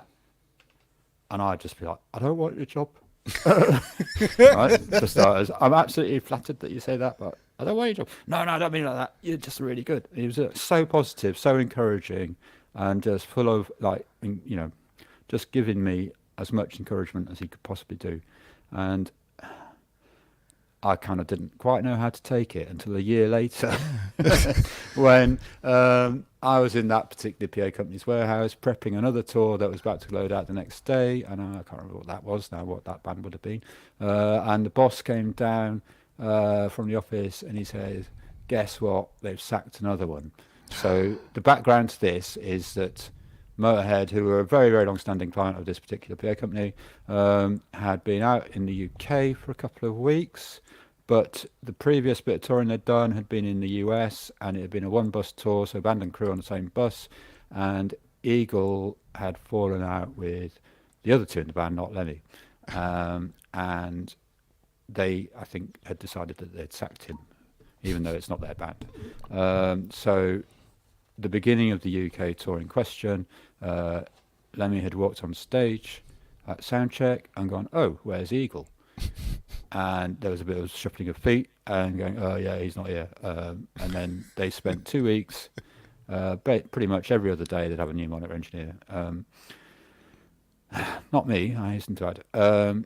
And my dear old friend Mike, who was the system tech on that tour, would have to stand in every week. Every night that one got sacked, poor Mike had to stand behind the board and just man the controls for the night and get through it, as well as put the whole PA system together, put the whole monitor system together, build front of house desk, build monitor world, mic up the stage, run all the cable, all on his own, because the front of house engineer was the tour manager of the band, and he was not very well, so he wasn't actually able to do very much. And having to explain to each incoming person what was going on with the gear. Mike Hackman, absolute legend, lovely guy. So anyway, blah, blah, blah, blah, blah. End of 2 weeks, I've been through half a dozen. They got this person in, and then they were heading into Europe for a couple of months. And obviously this is like, I don't know, 1998, something like that. And so it was actually pre-Schengen, I suppose, thinking back, pre the Euro, definitely. So it wasn't as easy to get people in and out in terms of, they needed to get somebody in the UK and they needed to decide on someone, because otherwise it's going to become a logistical nightmare, right? Yeah. So yeah, blah, blah, blah. Anyway, so this guy does the gig and he did quite well, and Lemmy was like, yeah, that's cool, you're good to go, let's go. Off they trot to Holland, or Belgium, I can't remember, did their first show. Poor old Mike is there all the way through the day. Right, where's so-and-so? And so-and-so, I can't remember his name now. He wandered in at 7 in the evening, pissed out of his head, going, what time's loading? Right, so he just completely blew it. Right, you're going, because they don't suffer fools, and that's a massively sufferable thing to do, isn't it? Yeah, but that's pretty much, you had one thing to do, right? So that's going on. At this point, back in Cambridge, the boss comes downstairs to the warehouse and says, right, they've sacked another one. So what I've decided to do is I'm going to send you out, you're going to do it, and I've told the band that if they sack you, you're bringing the rig home with you. Quite how that would work, I have no idea. But could be yeah, okay, thanks, boss. No pressure. Okay. So, of course, I had the one advantage that none of these other people had, which was Eagle's telephone number. So I rang up Eagle straight away. Right, they want me to do this. He says, "Oh, you'll be fine." Like really, kind of offhand. You'll be fine. I'm like, what do you mean? This is all going. Yeah, but you'll be fine. And he said, "Do you remember what I told you? Don't you?" What? You're the only person I've ever met who could do my job. Oh, brilliant. Oh, that, okay. Right. He said, but anyway, remember this and this and this. And we went through a couple of little tech things that he'd shown me that he was doing. And he reminded me of a handful of little things that would be absolutely critical. And I'll tell you what some of them were in a minute. But and he said, but anyway, none of that really matters. What matters is that they will associate your face with mine. And that's enough. And that, we talked about psychology the other day. Yes. And this is a psychology thing that monitors particularly, it's a strange thing. So, there was a couple of things like, obviously they're notoriously loud, aren't they? Right. Yeah. So when they finish the set, they go off and then come back on for an encore. And if you don't know to do this, you're going to dig yourself a hole. But what you do is you turn it all back down again. Because they're off stage for 5 minutes, having a cigarette, a glass of whiskey, come back on, maybe something else, to do with their name, and come back on. And in that 5 minutes, obviously their ears open up again because they've been playing away at full tilt and their ears are closed up ages ago. Right. And so they come off, ears relax. So if they go back out and you haven't touched the levels, it's screaming loud to their experience. And they're like, of course. So obviously you bring it all back and to where you started the gig at the first place, and just don't forget to do that. It's like really simple stuff, isn't it, actually? But anyway, so that's the background to this story, basically. So I'm there going, oh my goodness. So I walk into the gig in Groningen, and I remember Mike's face. He was just like, oh, I'm so glad it's you. I was like, oh, okay. And then one or two of the other crew were like, oh, hey, how are you doing? And so we did the gig, and it went okay. And then we up sticks and went to Gothenburg, I think, or Malmo, anyway, Sweden. And second gig, and we did sound check, and Lemmy comes off stage after the sound check, and he thrusts a Jack and Coke in my hand, and he goes, "Here you go." And I'm like, "Oh, I'm all right." No, just have it. Right, okay, you're gonna need it. Yeah, all right. Anyway, he said, "I'm really glad you're here. This is great." And then he's talking to me in this lovely way, and he's got his back to the monitor desk, and I'm watching smoke coming out of the monitor desk while he's talking to me. Oh no. I'll never forget that moment. Smoke coming over his shoulder. I thought he had a cigarette for a moment, but I knew, no, this isn't that kind of smell. And well, nice one, Lem. Really sorry, but I've got to get on. I've got a support band to deal with. And he's like, oh yeah, sorry. Don't want to keep keeping you hanging. He runs like, no, runs to the power supplies, kill the power supplies. Oh Jesus, Desperate. It's gone. Oh, what, completely? Man. It was a really old school Midas Pro 4, which is a really old analog desk. Right. Pre-XL3. And it had a very soft foam, which was worn down inside the flight case lining. And it had been jiggled about so much on the truck that some cards had jumped. Oh, no. Literally. Rails shorted, and then the levels out the back of the PA and the sound check had been just enough to give them one or two cards an extra little bit of a push to short out some power supply rails. I hope Ken Sponk can relate to this because I'm sure he can. Yeah, it's like, yeah. Power supply failures, 9 times out of 10, very dramatic, So yeah, blah blah blah. Desk up in smoke. Oh, what do we do now? Okay. Go and ask the venue. Have you got a monitor desk? By the way. Oh yeah. I got everything. Okay, great. Okay, so it's a completely different make of desk. So the patching's all different. The way the insert cabling's run is different. different connections. Now, let me just refresh my memory. There were 10 noise gates on the drum kit. There were 12 graphics on the outputs. Well, 10 on outputs and 2 on Lemmy's bass. We used to put graphics on his bass. And then, so the desk that blew up was a Midas, and the house desk was a Yamaha. Now, Yamaha live desks in those days, the channel strip was the wrong way. So instead of the pan being at the bottom of the channel strip and the gain being at the top, the gain was here. The pan was there.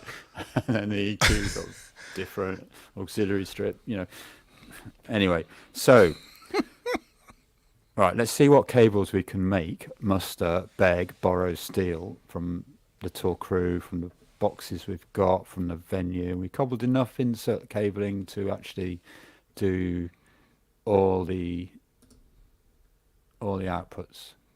So we have side fills. So just an idea, right? Sorry. Snare drum in the side fill, 125 dB. That's your starting point with that band on stage. Right. It was then in those days. That's pretty loud, isn't right? it? Yeah. Yeah. Snare drum. Just a snare drum. Okay. So anyway, that's a level where you can see the blinking. Do you know what I mean? Yeah, but Lemmy's roadie said to me on day one on that tour, he said, just as a measure, a rule of thumb, what you want to do is go up to his mic and go 1 2 1 2 and not shout and just feel your ears close. I mean, his mic was like this always, and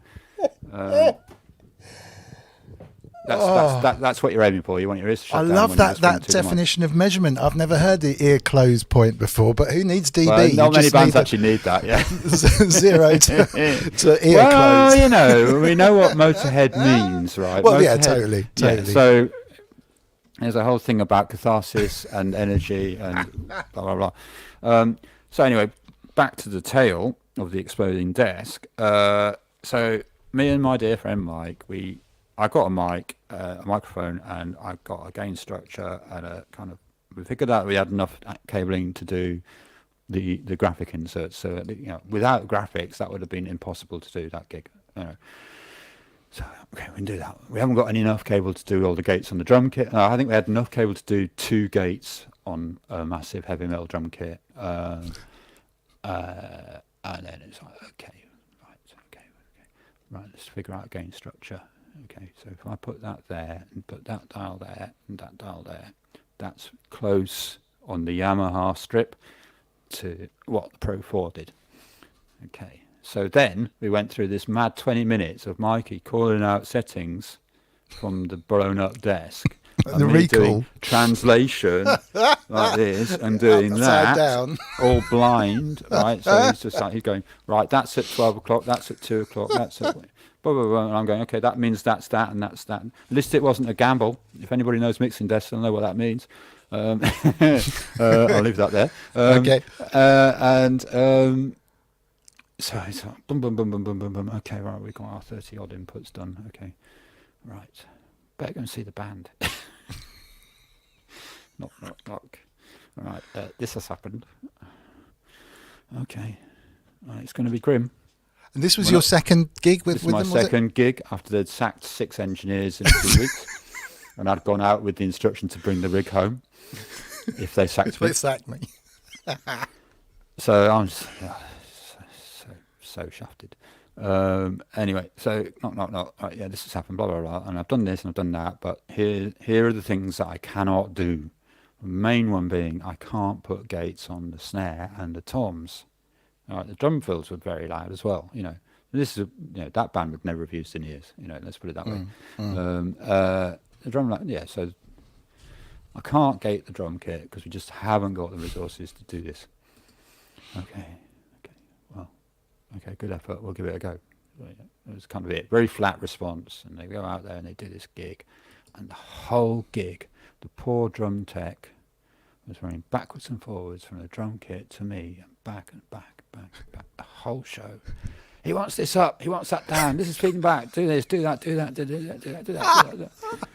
And he was called Alex. He's a lovely guy. And I'm like, after a while, I was just like, the deal. So anyway, they go all this, End of the show. They come off Lemmy just boom, straight past me. Bill Campbell, boom, straight past me. And the drummer just stares at me on the way past. Really nasty stare. Turn it all down a bit, remembering what Eagle said.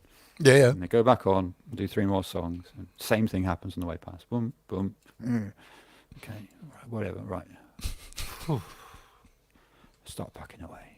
What do I do with this dead desk? Just like gentle thoughts, really fried. And then, so mid-load out, they want to see you. Okay. I'm thinking, here we go. Go to the dressing room. Open the door. Knock, open the door. Right. Lemmy looks up, and he's right over there, the other side of this room, and there's a big round table, and he's got his back to the door. He's wearing green Y fronts. He's got a towel around his head like a turban. And he's like this. And he's like, looks right. Jack and coat, bag. He looks over at me, and he's like, sort of, and beckons me over, and then he starts staring at the drummer, and he said to me, "I'd just like to say, you did a fantastic job." While staring at the drummer, to me, he says to me, very clearly to me, "You did a fantastic job. Really well done. Thank goodness you're here." And the drummer's staring at his feet, shuffling on the Sorry, Dad. And you just know that there'd been a conversation before I went in that room. Like a really, really full-on conversation. Like, wow. Because basically, the only reason I was there was because the other two had fallen out with Eagle. So that's basically the story that's caused by a power supply blowing up. But of course, the other consequence of all this was that for the next 7 shows, which was all around Scandinavia, I had to use a different desk every day. Which with a band like that, when you're dealing with that level of insanity, was a bit of a handicap. Let's put it that way. And so yeah, putting it together every day under those kind of war conditions, full on, and we got through it. And then they were able to ship me out an XL3 to Germany about a week later, and then it became quite settled after that. And at the end of this epic tour, on the last day in Switzerland somewhere, just for Wagyu. I can't remember where it was, I'm afraid. I don't think it was Lucerne. So they came out during our loadout when we were packing away to say thank you to everybody. The band came out to say thank you, and it was very decent. And Lemmy comes up to me and he gives me this almighty bear hug. He's a bit taller than me, so he sort of clasped me to his chest in an inescapable bear hug, and he's like whispering in my talking quietly, like, "Thank you ever so much. You saved my fucking ass." That kind of conversation. The thing about Lemmy, he did so much speed, he didn't spell anything. So I'm there with my nose in his armpit going, "I'm vulnerable." My childhood heroes doing this to me. Oh, fantastic. And then, never worked for them again. Oh, yes. But fantastic. That's a Motörhead story. Wow. Everybody who's been involved in a band like that has got epic stories. Tales. That's just my story. Absolutely. It's nothing massive. It's just a little story. Just brilliant. But it epitomises, one of the things about a band like Motörhead, going back to what I've been saying all evening about how things have changed, they wouldn't be around now in the form that they had. I know they can't be around because we've lost them, but Lemmy was amazing. He was a real character. He was an incredible guy. Very, very, very well read.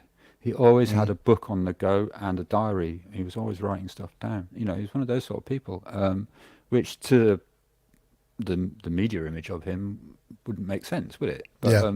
But yeah, fascinating. No, I saw a documentary, I think, on him where he would sit in the tour bus and be reading. And I knew interests, but sort of. I knew Grace. I knew Grace Griffin very well. I didn't know Grace Griffin well. I knew Girls' School. Gosh, yeah. They did a collab, didn't they? With Kim, I knew extremely well, and loads of stories from her about that whole thing, and just such a lovely guy. Really, such a lovely very guy, interesting character, complicated and interesting character. Actually. Yeah, absolutely. But that's quite a good story. That's quite a nice one. I've got others, but that's. Did he carry a fruit machine around on he did. on tour? Slot machine. Yeah. Wow. Lovely comment from David Knight. Fantastic guys, keep having on Facebook. So thank you very much for joining us on Facebook, David. If you fancy coming over and having a chat on YouTube, most of the people are hanging out over there. So just if you don't have a link, just search Mr. Wiggly and it'll pop up right at the top of Google on YouTube. That was the one that we had before. HK says Hendrix is ready. Cool. Yeah, absolutely true. Yeah. Oh, right. Yeah, you forget that history. He was with Hawkwind. And I'll tell you another slightly less known fact about Lemmy, son of a vicar. Wow. Like me. What a one-off. Wow, my dad was a vicar as well. Yeah. Did you know that? Maybe you could bring that up on tour. No. Son of a vicar. Not the tour bus chats. It's going to go fine. I worked with another band who were all sons of vicars and we didn't get on very well. Solid. Fantastic. Yes. Thank you for that. So that was quite a long story, sorry. But No. Yeah, I'm trying to think of another more. Jonathan Dent saying, I used to know Lemmy quite well from his early days at Hawkwind. He was a true gentleman. I used to help Liquid Len, the Lensmen put up the lighting rigs in the early 70s. Yeah, there were some mavericks right there. Yeah. Was the Liquid Len and the Lensmen? Are they a support I band think or a they were team they were the lighting crew. They did all the oil wheel visuals and stuff. Of course. Yeah, behind that. Yeah, wow. Absolutely. Yeah, happy days, but also full on. Absolutely crazy days. We did a gig in a little German place. What was it called? Bad Blankenburg, I think it was called. It was a little town. It was a horrible day's work, really hard and grim day's work. Wow. And it was tiny, a very outdoor sort of filler gig, I think, probably. But it was bonfire night, right? And now there was always bikers following that band around for obvious connotational reasons. And a week before, one of the backline crew had said to one of them, "Can you get us some fireworks for the 5th of November?" And you're like, what do you mean fireworks? Things that go bang, because in England on the 5th of November we like to set off fireworks. It's traditional. Things that go bang, yeah, not worries. So I think like the 3rd or the 4th of November, they turned up at another gig. Hey, we got your things that go bang, and they presented us with a stick of dynamite. Fantastic. Okay, all right, what are we going to do with this then? We had a very green bus driver. He was quite new, the bus driver, and the guy who took charge of this whole transaction with the dynamite managed to persuade the bus driver that he'd stashed it under his seat. So the bus driver thought there was a stick of dynamite under his seat, right, for several days. And then we did this awful gig in Bad Blankenburg. Horrendous loadout, really hard work. We basically did it all ourselves because the local help was useless. The power was all out. It was rubbish power. There's a load of just gnarly little issues going on. One of those days when everything goes just stacked up into making it an ugly day. And so it got a 50-foot guitar cable, a PP3 battery, and a roll of PVC tape. And we did this horrendous loadout. It was 2 a.m. by the time we'd finished.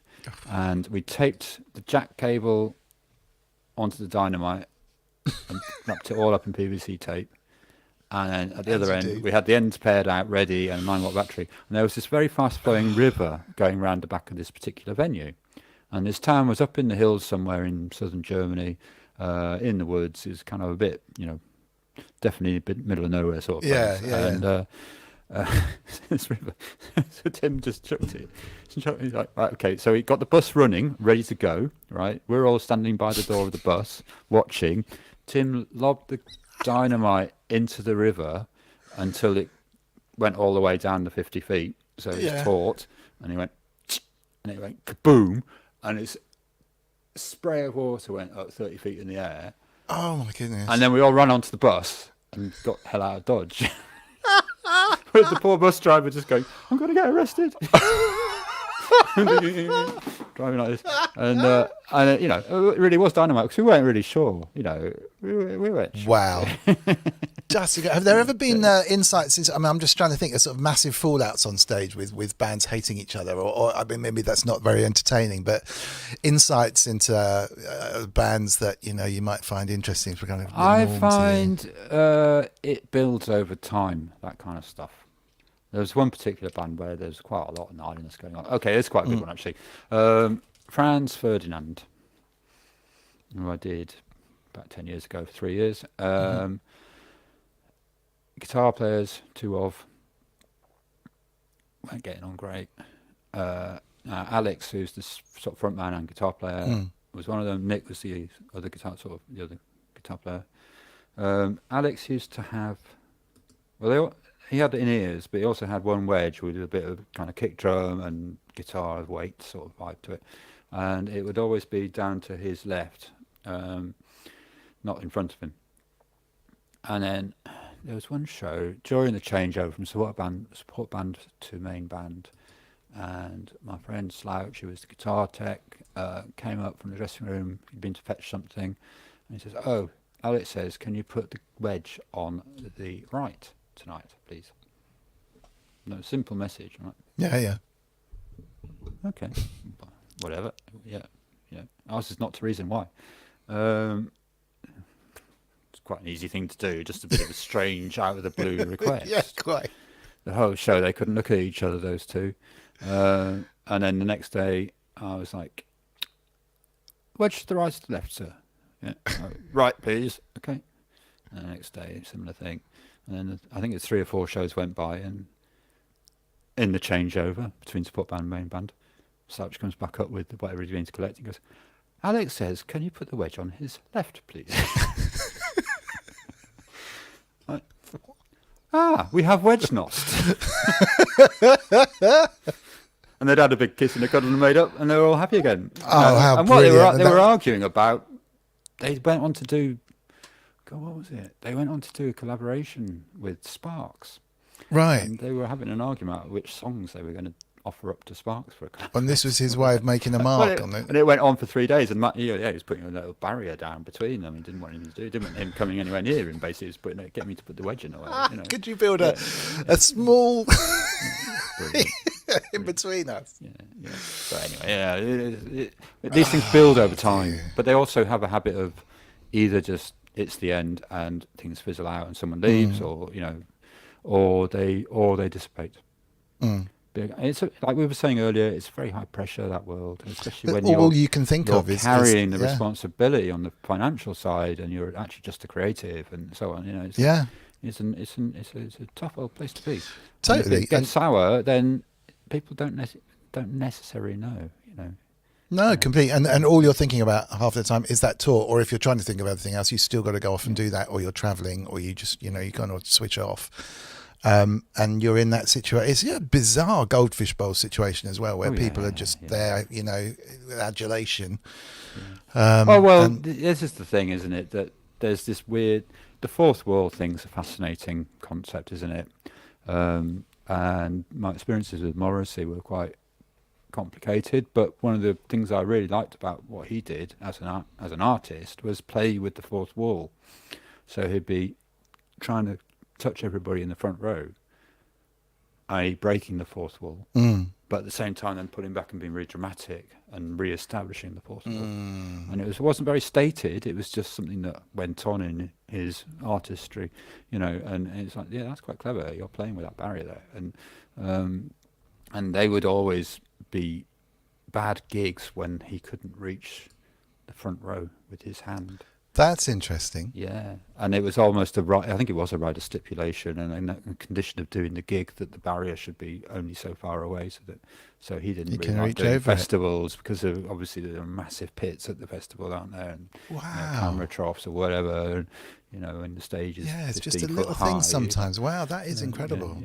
Yeah, all sorts of insights from working with various prima donnas. Completely. That's completely. not fair. I mean, you're kind of artistry is a crazy thing, and it's talent, right? It's the talent. They can do what they want. To be honest, I often define what crew do as reducing variables, and we take gear with us to keep some consistency more than anything else, as well as trying to get better results, of course. But you'd be trying to, if you're doing your job right, you're trying to get the best result you can every day, full stop. And so by carrying a sound system with you, or a lighting system with you, or any of these things, you're trying to create some consistency and therefore up the quality of the whole show and the whole production. Because there are always going to be variables out of your control.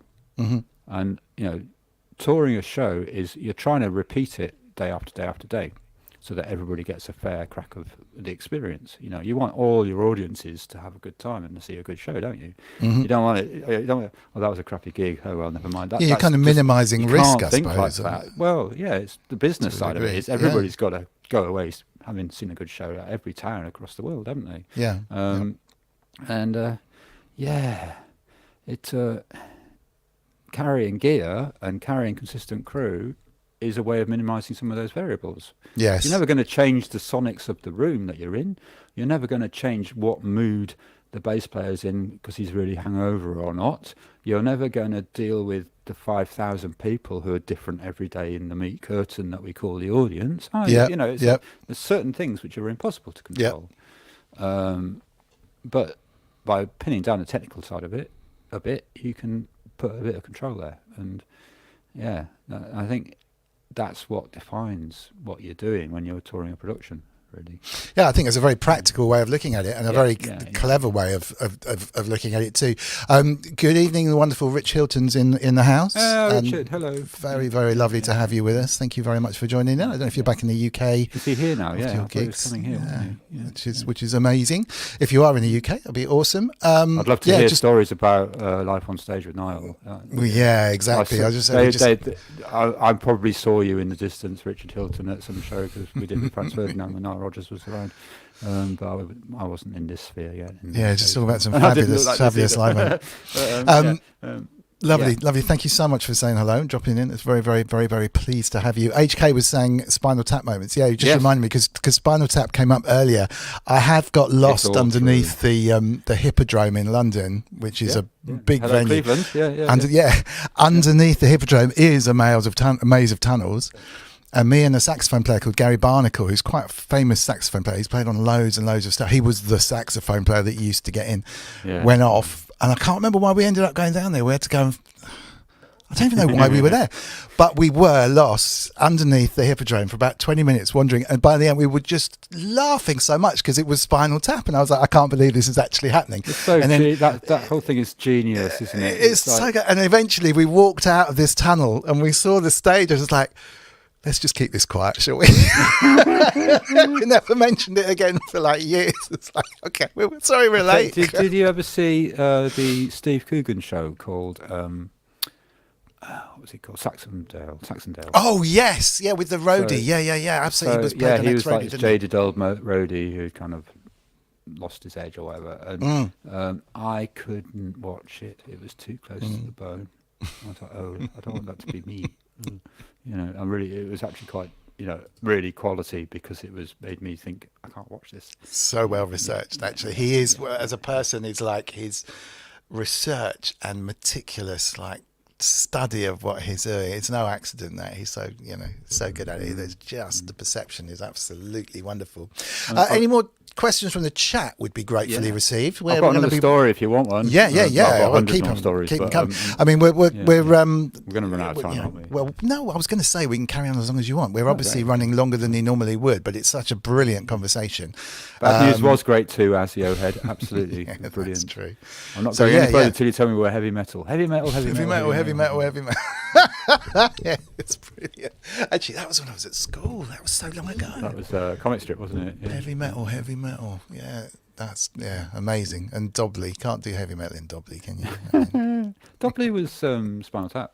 Yeah, exactly. Go for it. Who have we got next on the list?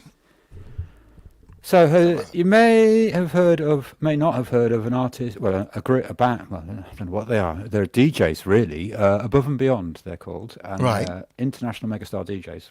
And there's 3 of them, and every now and again they like to do what you might call an unplugged or acoustic version of a lot of their big dance tunes. I mean, they're really, really successful people, and it turns out that they write all these tunes with a guitar or a piano, and they actually write songs and then turn them into dance hits, which is genius. Nice. Really. We were having that conversation on Sonic State actually about yeah. Vince Clarke doing all of his songwriting on guitar, because he said he would get sidetracked with the noises of the synthesizer. So rather than concentrate on sounds, he just wanted to concentrate on tunes. Now, those three really quite a diverse threesome of people, but they're very clever and very gifted people. And they have done phenomenally well business-wise. But you can do that in DJ world still, you know. But I think they kind of got something a bit special about it because of the way they approach their writing. They're quite housey, so there's a lot of vocals involved and so on. So when they do these acoustic or unplugged things, they kind of they flesh them out into full songs, and then they go, right, let's put the kitchen sink in. So it becomes everything. I've done it. We were going to do it we were just about to start it when the lockdown started in 2020 for the third time. So we did one in 2016 and one before that in 2013. So the 2016 tour, we had a few weeks in the States, and then we did a few shows over in Europe and the UK. We did a couple of weeks, I think, at the start of the 2016 tour in Music Bank in London, Bermondsey. You may know that place. It's gone now, unfortunately. They've moved to North London actually, but that whole site's gone. And we had that setup was the three guys from Above and Beyond, another guitar player. So one of the Above and Beyond guys played a Rhodes, one played a grand piano, and one played various guitars. They had 4 different vocalists who took it in turns to be lead singer and then BVs the rest of the time. Wow. They had another guitar player who was also the musical director. They had 2 drummers, one of whom was playing an acoustic and an electronic kit, and the other was just playing a standard 4-piece acoustic kit. They had a guy playing, there you go. That's Tony on the right and Parvo in the middle. Really, really nice people, actually. Now, where was I? So that's, the bass player played upright and electric. There was a multi-instrumentalist guy called Tim who was incredibly talented, who would play keyboards and play brass, so trumpet and French horn and trombone, and he'd play guitar and vibraphone. We had a real vibraphone. Wow. Like blah, blah, blah, blah, blah. And then on top of all that, a harpist and a 4-piece string section. Amazing. So basically, I think I was running 90 odd inputs and mixing monitors for 17 people. Jeez. With people changing roles from song to song. Okay, so it really it's like it's almost a theatrical thing. Yeah, it sounds amazing. Right? Yeah, beautiful stuff. And the tech side of this is quite interesting. There's, Allen and Heath, right? Yes. A great British company. They developed a console called the D-Live, which was the successor to the iLive. And I was one of 6 engineers who had been brought in by Allen and Heath during the development of D-Live as a unofficial consultant. And it was a real privilege to do, because all they wanted to know was what we thought of their ideas, whether they were good or bad, or why, what we would suggest instead. And the 6 of us, I knew some of them already, but we all kind of got to know each other a little bit in that whole 2 or 3 years worth of consultancy.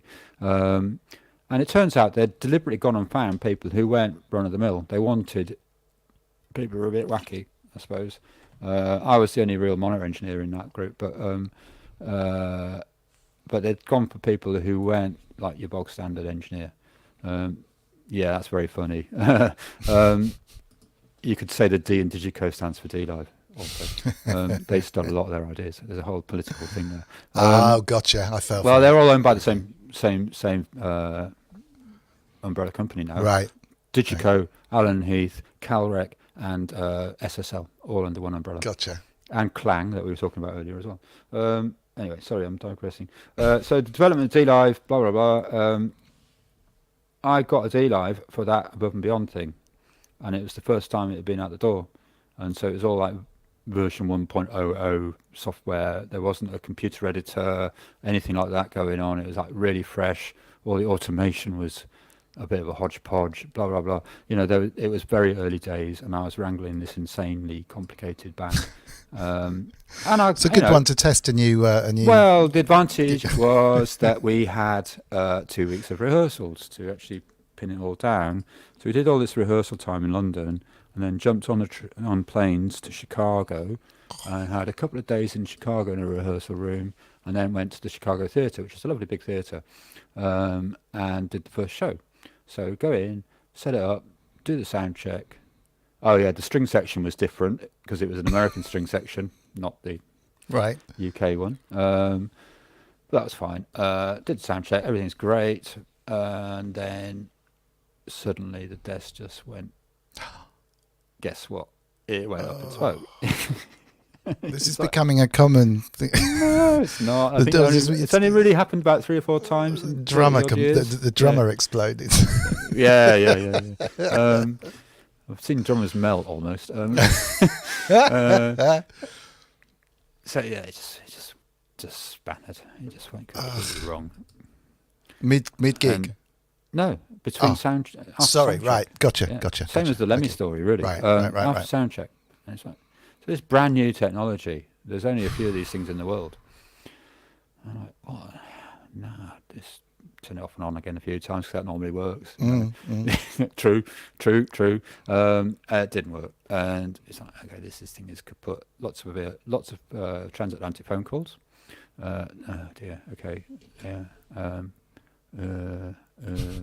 Right, the nearest one is 500 miles away. Okay. Right, so I'm not getting one of them for tonight then. No. So then the local venue people, the venue tech team were like, what can we do? What can we get you? And I'm like, right, can you get me a Heritage 3000, which is a Midas analog desk? Right. Nothing like a digital desk at all. And they look at me like, you sure you don't want an SD10, which is a Digico digital desk? Pretty standard piece of equipment. No, I really don't want a Digico.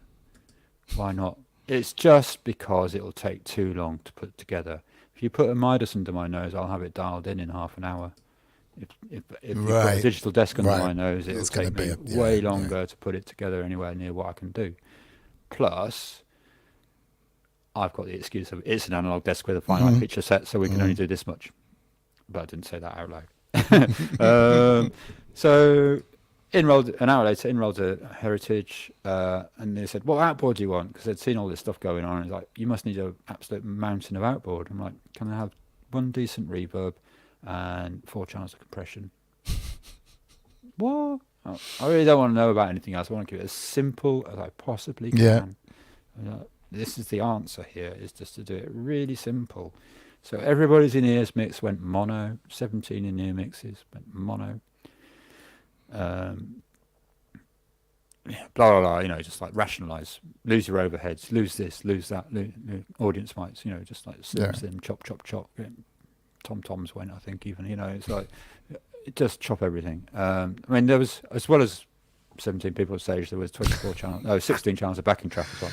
Very good, Paul Artola. Yeah, that's me. Great sound impression. One of the reasons I have this name. Blah blah blah. Pulled it off, and wow. that band were just like, I can't believe you did that. And it's funny, Grace under pressure is the phrase, because they were massively under pressure, not just of course. Because they were like, oh shit, we've invested all this time in technology and preparation, and suddenly it's all been taken away from us. And they had every faith in me because we knew each other really well. But at the same time, that there may be compromises. It wasn't just me under the cosh at that point in time. No. Everybody's under the cosh. It's a real team situation, and they had a really good gig. Brilliant. And we all, we were all very emotional afterwards. But it was one of those moments of like, well, it either works or it doesn't. Yeah, that show, that photograph you've got there, I was there. Wow. That's the Hollywood Bowl.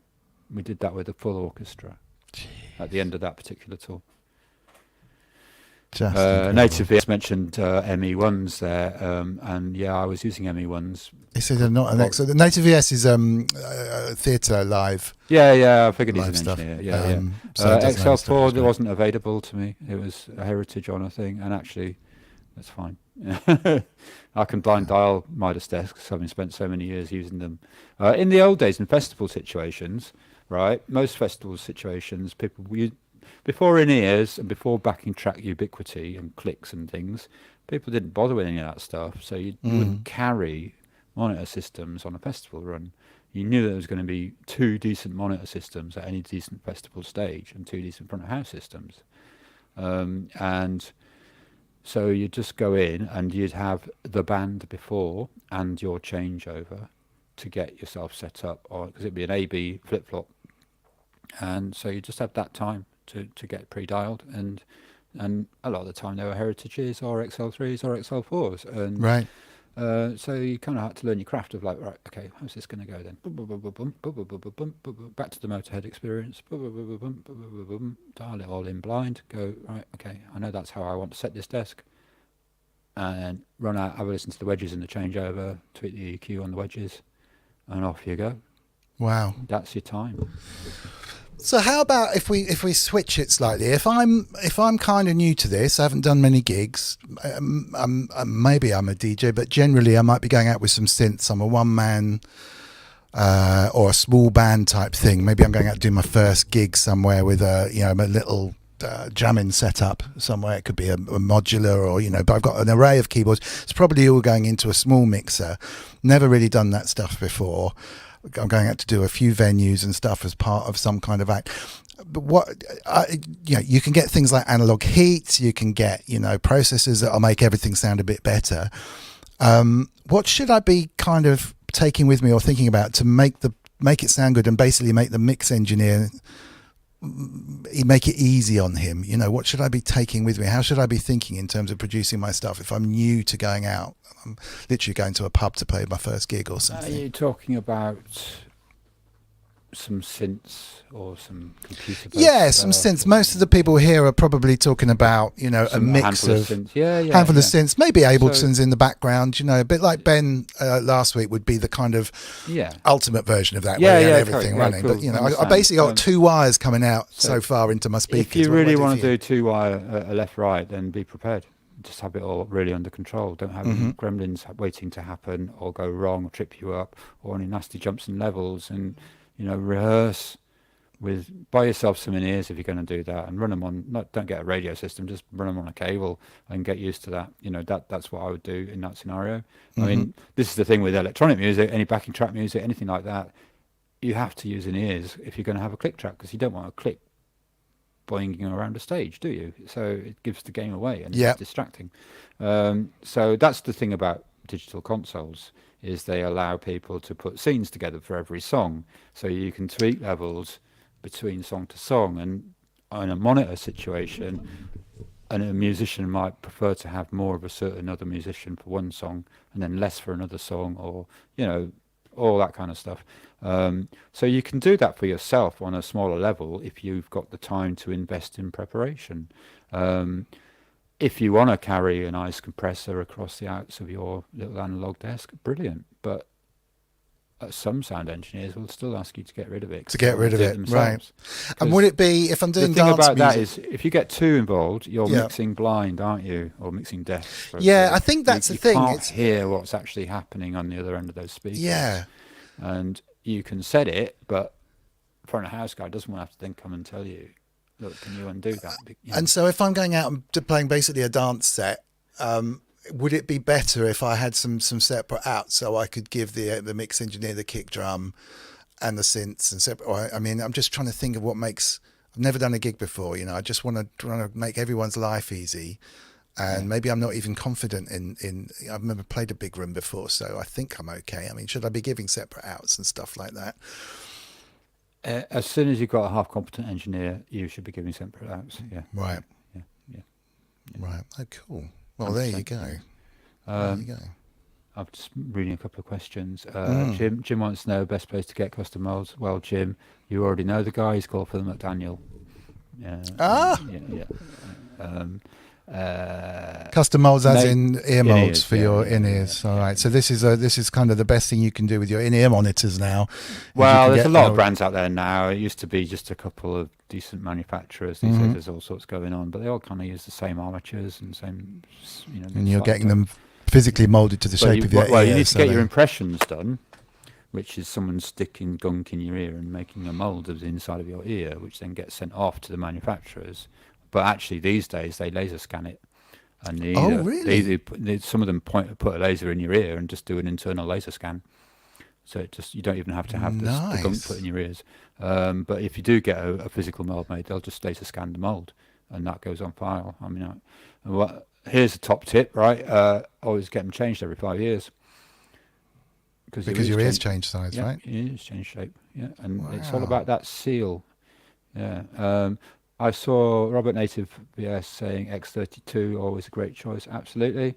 I've seen loads of those. I did last Reading Festival last summer. I jumped in for ESS at the last minute to help someone backed out and ran monitors on a tent stage at Reading Festival. So a lot of up and coming bands did that stage who are now, going great guns this year, and it's that classic kind of breakthrough stage. And I mixed 30 bands in 3 days. It's great fun. But wow, one or two of them turned up with a monitor engineer, one or two of them turned up with a monitor system. But it's the level where you still get to mix a lot of the bands. And I saw several bands turn up with an X32 and didn't need any help from me at all. They just needed a split. They just wanted splits. Can you put them in? Oh, that's nice. So that's a desk with a nice bit of iPad control. It's cheap and well featured. It's not sonically beautiful, but it's just got, in that Behringer way, they give you quite a lot for your money.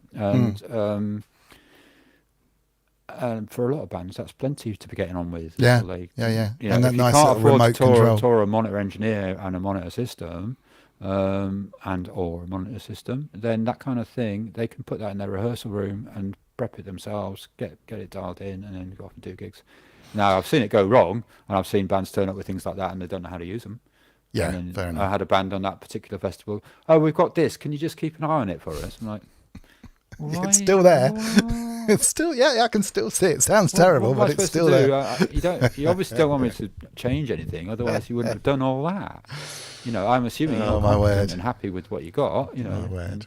Yeah, I can keep an eye on it, but I'm just going to look at it and enjoy myself. Do you have ever had any artists or problems with earwax? I seem to produce an inordinate amount of earwax that gets stuck in my headphones just naturally. That gets I've weird. had it over the years. I've had problems when my ears got really bunged up, actually. But it comes and goes, I think. Never put a Q-tip in your ear. No, indeed. Never. I told Mrs. Ridley that many times. Yeah. All you do is compact it. Sticks into the drum. Use a curette if you're going to stick something in your ear, which is like a mini scoop. Oh, okay. When you go and get your ear syringe, that's the sort of thing. That's what they use. A question from the lovely Lady Aptitude. Ever used that Waves LV1 stuff? Sat in the booth and watched some guys do a big festival with that. Blew my mind. Software. Very popular. Waves is very popular. There are certain plugins that everybody seems to use, and it gets you those kind of pop sounds, which I guess something I've done not heaps and heaps and heaps of, but plenty of. There's a sound company called Britannia Road in London who I've known for 20 years and done a lot of gigs for them and used them as a supplier to gigs that are under client.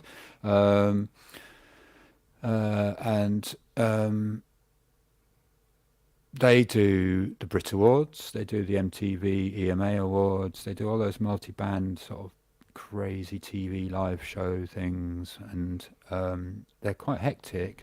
And there's always two SD7s on monitors, which is a big Digico desk, and everybody turns up with these pop acts and basically does the same thing. So they've got whatever the C1 compressor, I think it is. I can't remember what they are now, but they all seem to use the same plugins because it gives them the same sound, and they're all kind of in competition with each other to be a bigger version of the same sound.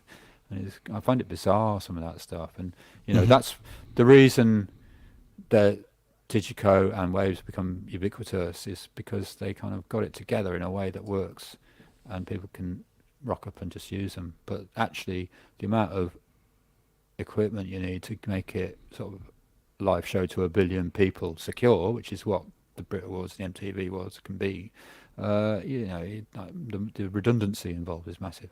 There's like redundant desks within desks and redundant computers running. Wow. And a second set of wave cards, and second farm, and then you've got two of those, it's an AB.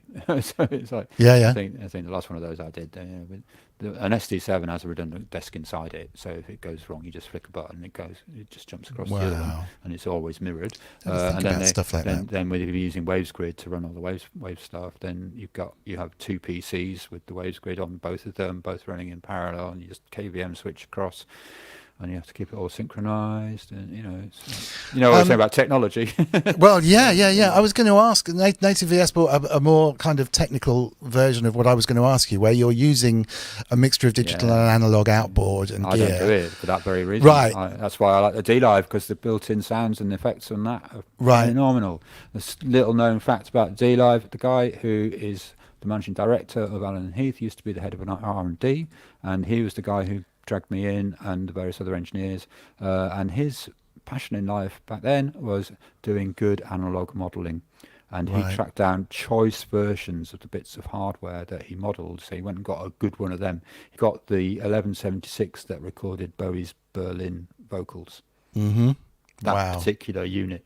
And modelled. So on. He went to that, and then he did the modelling on that. And so he and his team just went with him on his passion for stuff. And it's one of the reasons that desk sounds great, is that guy, Robin Clark, is absolute genius. Excellent. Excellent. But you see, when it's built in, there's no latency. Yeah, exactly. No extra latency, I should say. But actually, the Allen Heath, the Digicoat, is a really, really speedy desk in terms of through path. Latency's, I don't know, it's ridiculous. Really, really, really small. And it's an incredibly powerful desk with a really, really good sound to it.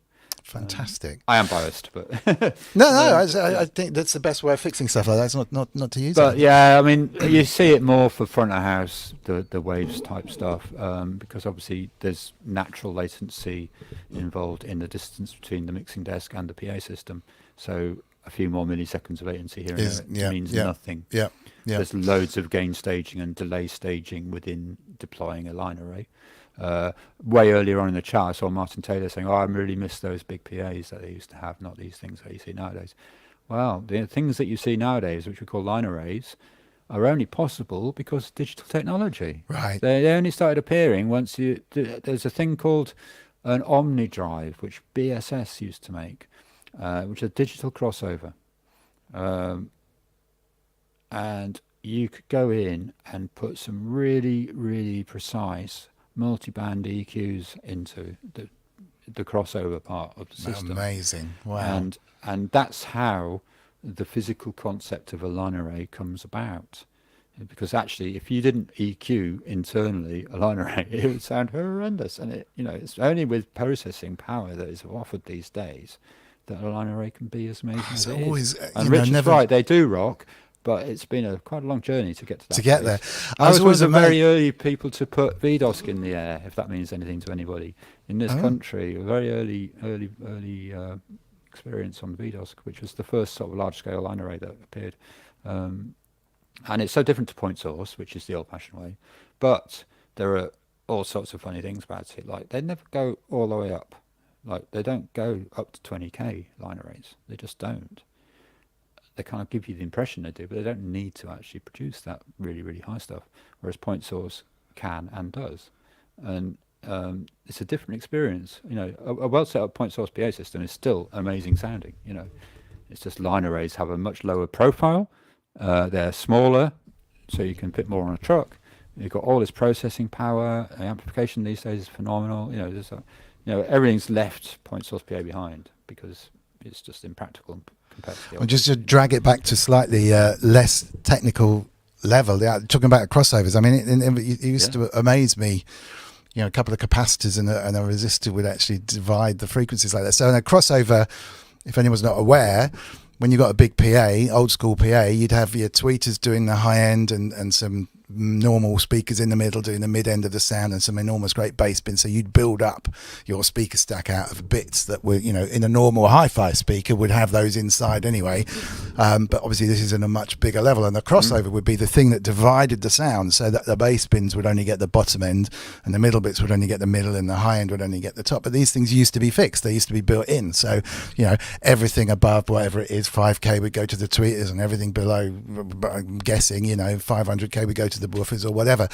And of course, every single room is different. Every single place is different. The sound of a room with people in it is completely different to without people in it, you know. So the idea that you could then start dialing in, I guess they used graphics and stuff to start with, but dialing in that stuff. And not only that, I'm guessing they can analyze the room to see what's coming back to dial that stuff out. Is just mind-bending. There's some very useful technology now. The sort of technical decisions you talk about there within crossover systems and stuff, you wouldn't change on a show-to-show basis. They're to do with the system design of the speakers and amplification. So your choices of amplification and loudspeakers and their manufacturing specifications would define how the crossover is set. Right. Or the cabinet design as well. So that's all kind of part of a system, and then you then calibrate the whole system within a venue, either globally or part by part. But the actual kind of concept of that bit of design would pretty much stay the same all the time. Wow. Unless you were changing the components within a speaker's, you know, so went to some other kind of drivers, for example. So you tune the system to replay perfectly what you're putting into it, and then you tune the music to the room. The manufacturer would calibrate and give you design calibration, and then you're tuning the input to the speakers to fit the room. In the room. Gotcha. Tuning, old analog days would be a graphic and maybe a bit of time alignment if you're lucky, and nowadays there's a bit of software called SMART, SMAART, which is a really good fast Fourier transform type technology. So it allows you to do frequency sweeps and analyze the whole spectrum, look at delays between different parts of your PA, so subs to lows to mids to highs. A lot of that inside a part of it, but would be preset. But you will always delay your subs to your flown PA because that distance changes on a venue to venue basis. And that's how the measurement system that SMART's a measurement system basically, and you use an analyzer mic and a reference off the desk, and you figure out your delay times by using SMART. And then manufacturers like L Acoustics and D&B, who are the two kind of European world leaders in speaker technology, they have bespoke software for their systems which manage the time alignment, amplification, EQing to an extent, and so you take your data from SMART and put it into your array management. You might well be using something like Lakes, which are really just digital EQ, and you could do your time alignment in Lakes as well. But a lot of speaker systems now, if you go to an arena show, it'll be digitally distributed, probably on a fiber optic, and the amplifiers will do they'll pick out the bit they want, and the amplifiers are controlled on a network.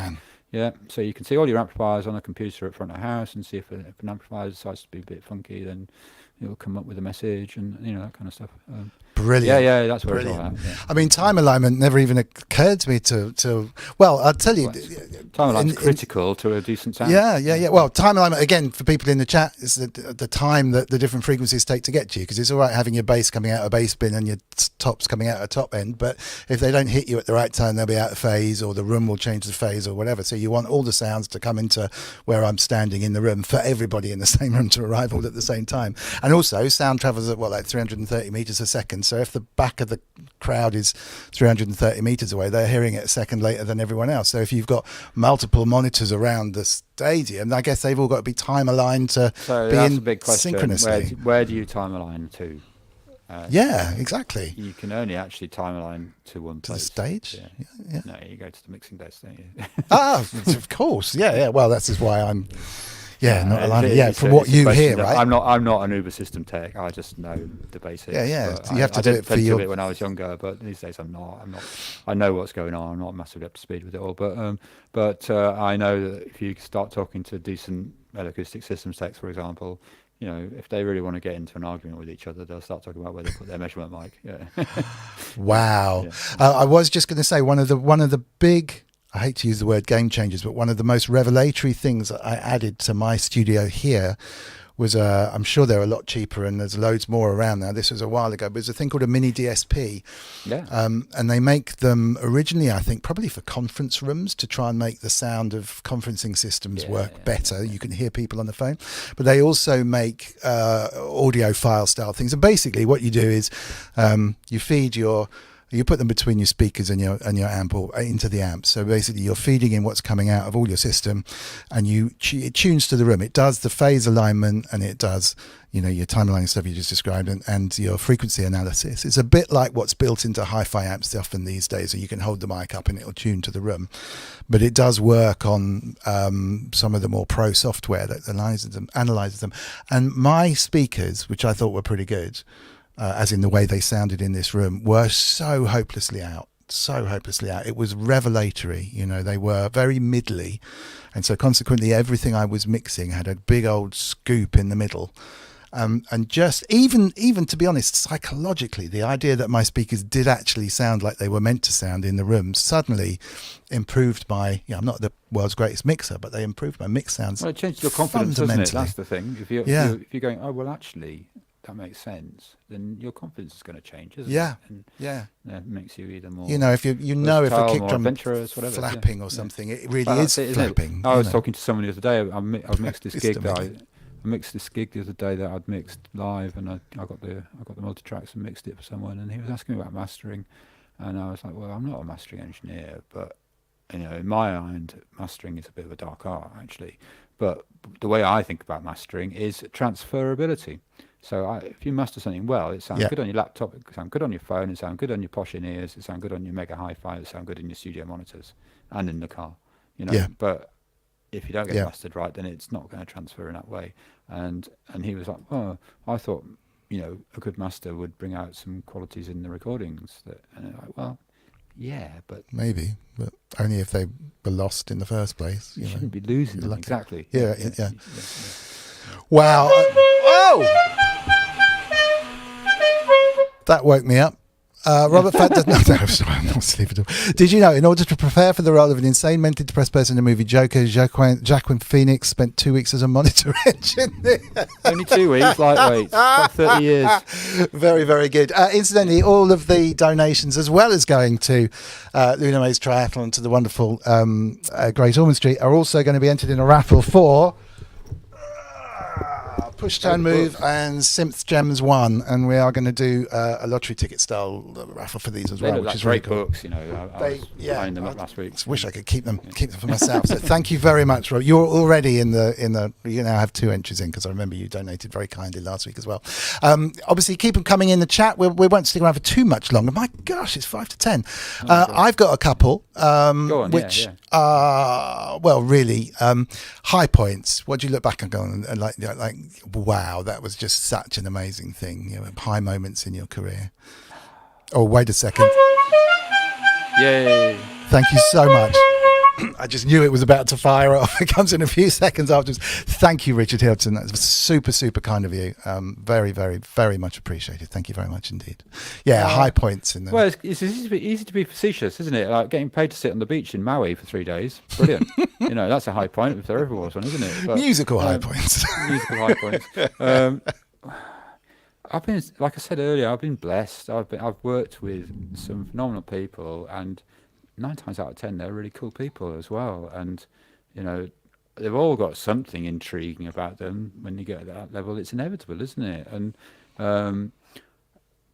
the realization on the Peter Gabriel tour in South America that I worked on, that I hadn't shown my laminate to anybody once at any point in all those shows. Wow. It's like, that's quite cool. It's a really unusual that thing is to happen. Brilliant. Wow. But another high point of that particular tour, we were doing so many gig fly as a crew, that we were playing a game where, you know, when you do a landing card when you're going into a country, we were just being as facetious as possible on the landing cards, and then racing off the plane, first one to customs, you know, and or the last one buys the drinks or something. It was all like that. You know, you got to get to the baggage belt before anybody else, and be as facetious as you could be with the landing card. Yeah, so you know, you just find ways of entertaining yourself because, like any job, it becomes mundane at some point. I know that sounds a bit, you know, simplistic. Of course, but it's a job at the end of the finest day. gigs, you know. Finest gigs. Some of that above and beyond at the Hollywood Bowl was spine tingling. Wow, that was pretty amazing. We did Ferry at the Hollywood Bowl as well, actually, a couple of years later, and that was spine-tingling. wow. I've done a bunch of shows in the Albert Hall, which have been sort of topping off a tour here, there, and everywhere. And you can have some amazing moments in that venue. It's a difficult venue, but it's good when you get it right. I've spent 10 years with Paolo Nutini often, and he's had some epic moments. You know, worked with him from kind of nothing up to headlining international festivals, and so there's been some moments where as a team we've just been like, wow, made it. This has made this happen, you know. And there's a lot of highlights actually. It's a bit difficult to I can imagine. I just wondered. I mean, it's brilliant. Mixing in the bowl. There's no roof, right? Is there? Hollywood Bowl? Yeah. Hollywood Bowl is open. Yeah, no. There's a roof over the stage, but it's an open venue. Does that make it easier because you've got no echo back from outdoors? Is a different game to indoors. Right. Easier, yes, but also different. And if you jump in from indoors to outdoors and indoors to outdoors, it can get a bit disorientating. Yeah, of course. Because you're having to tweak it all a bit every day, and then suddenly all that idea of recoil and scenes and everything, it's like, oh, crikey. Many thanks. Some people start managing an outdoor show and an indoor show, you know. And I never thought of it as part of the whole thing. The PA swinging in the wind is quite a thing, says Native PA, I can imagine. Synthetic, thank you so much. Great discussion, Mr. Wigley and Grace Griffin. This may be a record show. Indeed, it really is a record. I didn't even realise. I thought it was like, no, don't be sorry. It's been fascinating. We've never made close to. We're going to make 10 o'clock in a second. I have one last question. There's so much love in the chat as well. Thank you so much, everybody. It's absolutely. I'm really sorry I can't answer everything. I'm trying to. Wonderful. It means we have to get you back again. We may have to get you back in for the next one. That'd be lovely. The future. What does the future hold for Grace Griffin? Obviously, you've rediscovered a love or of the synth side of things. Well, yeah, absolutely. Anybody who's got primary school age children or recently primary school age children might, in England at least, might know about this thing that happens every year called Young Voices, which is massed choirs of primary school kids in the arenas of Manchester, Sheffield, Birmingham and London. And we do the gig the wrong way round and put all the kids around the stage, and we have thousands of kids through the door every year, and I've been involved in that for 14 years. And we are finally getting to do one that has been postponed 3 times, and it's starting in a couple of weeks' time, which is not rock and roll, but it's really, really gratifying in its own sweet way. Loullamae's doing it. She's going to be blown away when she finds out. John Simpson, thank you so much for the £5. Really, really kind of you. Thank you very, very much. Appreciate it. We have smashed £3,000 today, even including an extra £50 for Loullamae's triathlon fund, which is fabulous. Loullamae was down to do it last year, which would have been her first one. Didn't realize it got cancelled before that. They were so disappointing that it got cancelled. She is so excited after the O2. Well, I've been involved in that for 14 years. I started out doing monitors for that for a few years, then I became what's called the crew chief for Brit Row, in other words, in charge of all things audio, and I've done that. I've missed a couple of years when I've been away on tour with another artist, but they normally do it in January, February time when the arenas aren't as booked up and they can have a run, and it's, you know, and it's, so we kind of, it's a bit higgledy-piggledy this year. We're sort of bobbing around a bit because everything's a bit more complicated booking-wise. But it's such a gratifying thing to see all these kids having a great time. And talk, you know, I know the people that run the show quite well, obviously. And I was talking to the production manager the other day, and it's like all the teachers are like, we are so desperate for this Yeah. show. Yeah. We really need it for our own well-being, for the kids' well-being, Yeah. and the Young Voices people are desperate for it to happen because they've tried to do it 4 times. It's such a letdown yeah, when when it doesn't happen. And of course, it's very COVID risky. Yeah. Because you've got Yeah. so many people coming Yeah. through the doors. But they've built it up to this phenomenal monster of a show. Actually, Yeah. they do a bit in the US now. They're trying to get it more off the ground in the US, but obviously the last 2 years has sort of put the kibosh on so many things, and that's one of them. The future beyond that, possible stuff that I can't really talk about because it's not really firmed up. And more live work though coming up. I hope. I know you were furloughed for a bit. I need to earn some money. Not everybody, but especially when acquiring synthesizers. Well, I told you this on the phone, but one of the unanticipated things that happened, because I came out as transgender a little while ago. One of the weird unintended consequences was having a massive creative freedom that appeared, because there was this whole part of my head that had been squashed through various things. But and this is where the synth thing and jamming with Andy and everything's sort of rekindled, and the band, the Surreal Appeal band, it's just come out again because I've got the freedom in my head and my heart to re-explore it, and I'm loving it. And the video thing, I want to do more of that, but it's a long way away from making any money from it all. But that's not. I know people need to make money, but what a wonderful thing! Well, absolutely wonderful thing to have that. Something that Rupert, the other Chillage person, said at the beginning of the pandemic, we were talking about what it all meant for music in general, and he said, "Well, maybe we're going to start making music for each other again rather than to make money." Yeah. Absolutely spot on. Yeah, because absolutely. That's what this community seems like to me. Doesn't really matter whether you do or don't make a living from it. If you're passionate and knowledgeable, then you can do some great things, can't you? And it's just, that's what I'm loving about Inky's thing, the hardware jams and the Clownfest stuff. It's like there's bonkers stuff going on there. Amazing, talented people just sort of knocking it out. It's great. Stunning, absolutely stunning. Well said. That's huge amounts of love in the chat. No, it's absolutely wonderful. Yeah, and what a fantastic. Well, I just want to say to everybody in the chat room, thank you for being so nice and welcoming me into it. It's only been a couple of months, hasn't it? Yeah, really. But and what a wonderful side effect of coming out as transgender as well, to find this sort of cloud lifting kind of. Just Unanticipated. Brilliant. Absolutely It wasn't. Exactly. I didn't know that was coming. Exactly. Fabulous. Well, you've been an absolutely epic, wonderful guest. Thank you so much. I've learned so much. We've earned some money as well, haven't we? Indeed. That's just absolutely wonderful. Thank you to everyone again in the chat for that. Yeah. Definitely need to get you back on as well. I mean, honestly, so much love in the chat, so many lovely comments. Huge thanks from everyone. If you haven't clicked like, can you click like? Because it's good for the old YouTube algorithms. Click the old like thing. Click it all. Everyone click that like. Go on, click it.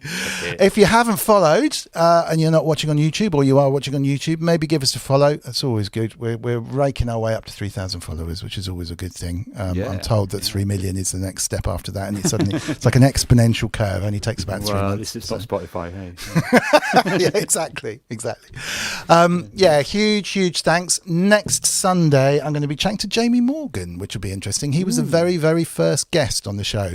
Wow. And he used to do a show at this time, and he decided that he didn't want to do it anymore. And Inky said, what are we going to do? There's no kind of shows at the weekends. I said, well, I'll do a Saturday. I'll fill the gap for a couple of weeks, and did it. So I interviewed Jamie. And I've been still doing it for 43 shows later, so 42. You did something wrong there, didn't you? Yeah, quite. we'll see. But no, it's so much fun. I met so many lovely people. It's such a really, really good thing. So, well, it's my. I don't have favourites, as I've already said, but this is definitely something I will endeavour to watch every time I can. Thank you. That's so kind. So kind. All right, well, smash like. Unfortunately, I will be disappearing off these a bit in the next few weeks because of work. But are you going out on tour, or gigs tend to happen in the evening, don't they? Well. Kosh Dukai, thank you so much. That's a new name for that. Thank you. Sorry for the car horns. It's absolute pleasure. It keeps us all going, and it. I don't know what the neighbours think. I haven't actually heard from them yet, but what's that? Dom said, wonderful Inky in chat saying, well, actually, Dom suggested I do something. Yeah, that is true, actually. And I told him to get stuffed and said, why don't you? That's probably actually what happened. Yeah, I think that really is it. Okay, thanks again. Absolutely wonderful. You've like I said, I'm very flattered that you even asked me. So, absolutely epic. Look forward to. Well, what I'll do is I'll post a YouTube link. Just search Grace Griffin on YouTube, but I will post a link underneath here after the show, so you can all go and follow the YouTube. That's probably the best place to find you, right, Grace? Yeah. Cool. All right. And until next week, take care, be safe, and see you all soon. Thanks very, very much indeed, everyone. Take care. Bye now.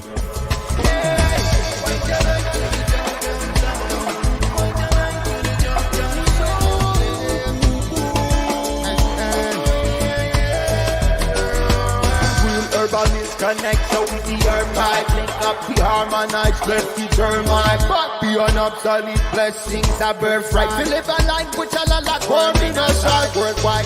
Cosmic love energy, I go herbicide free, organically, me say worthwhile. Watch the way one of you change her points in terms of definitions and some termites. Yes, I check the eye. One side is defined by one side the other.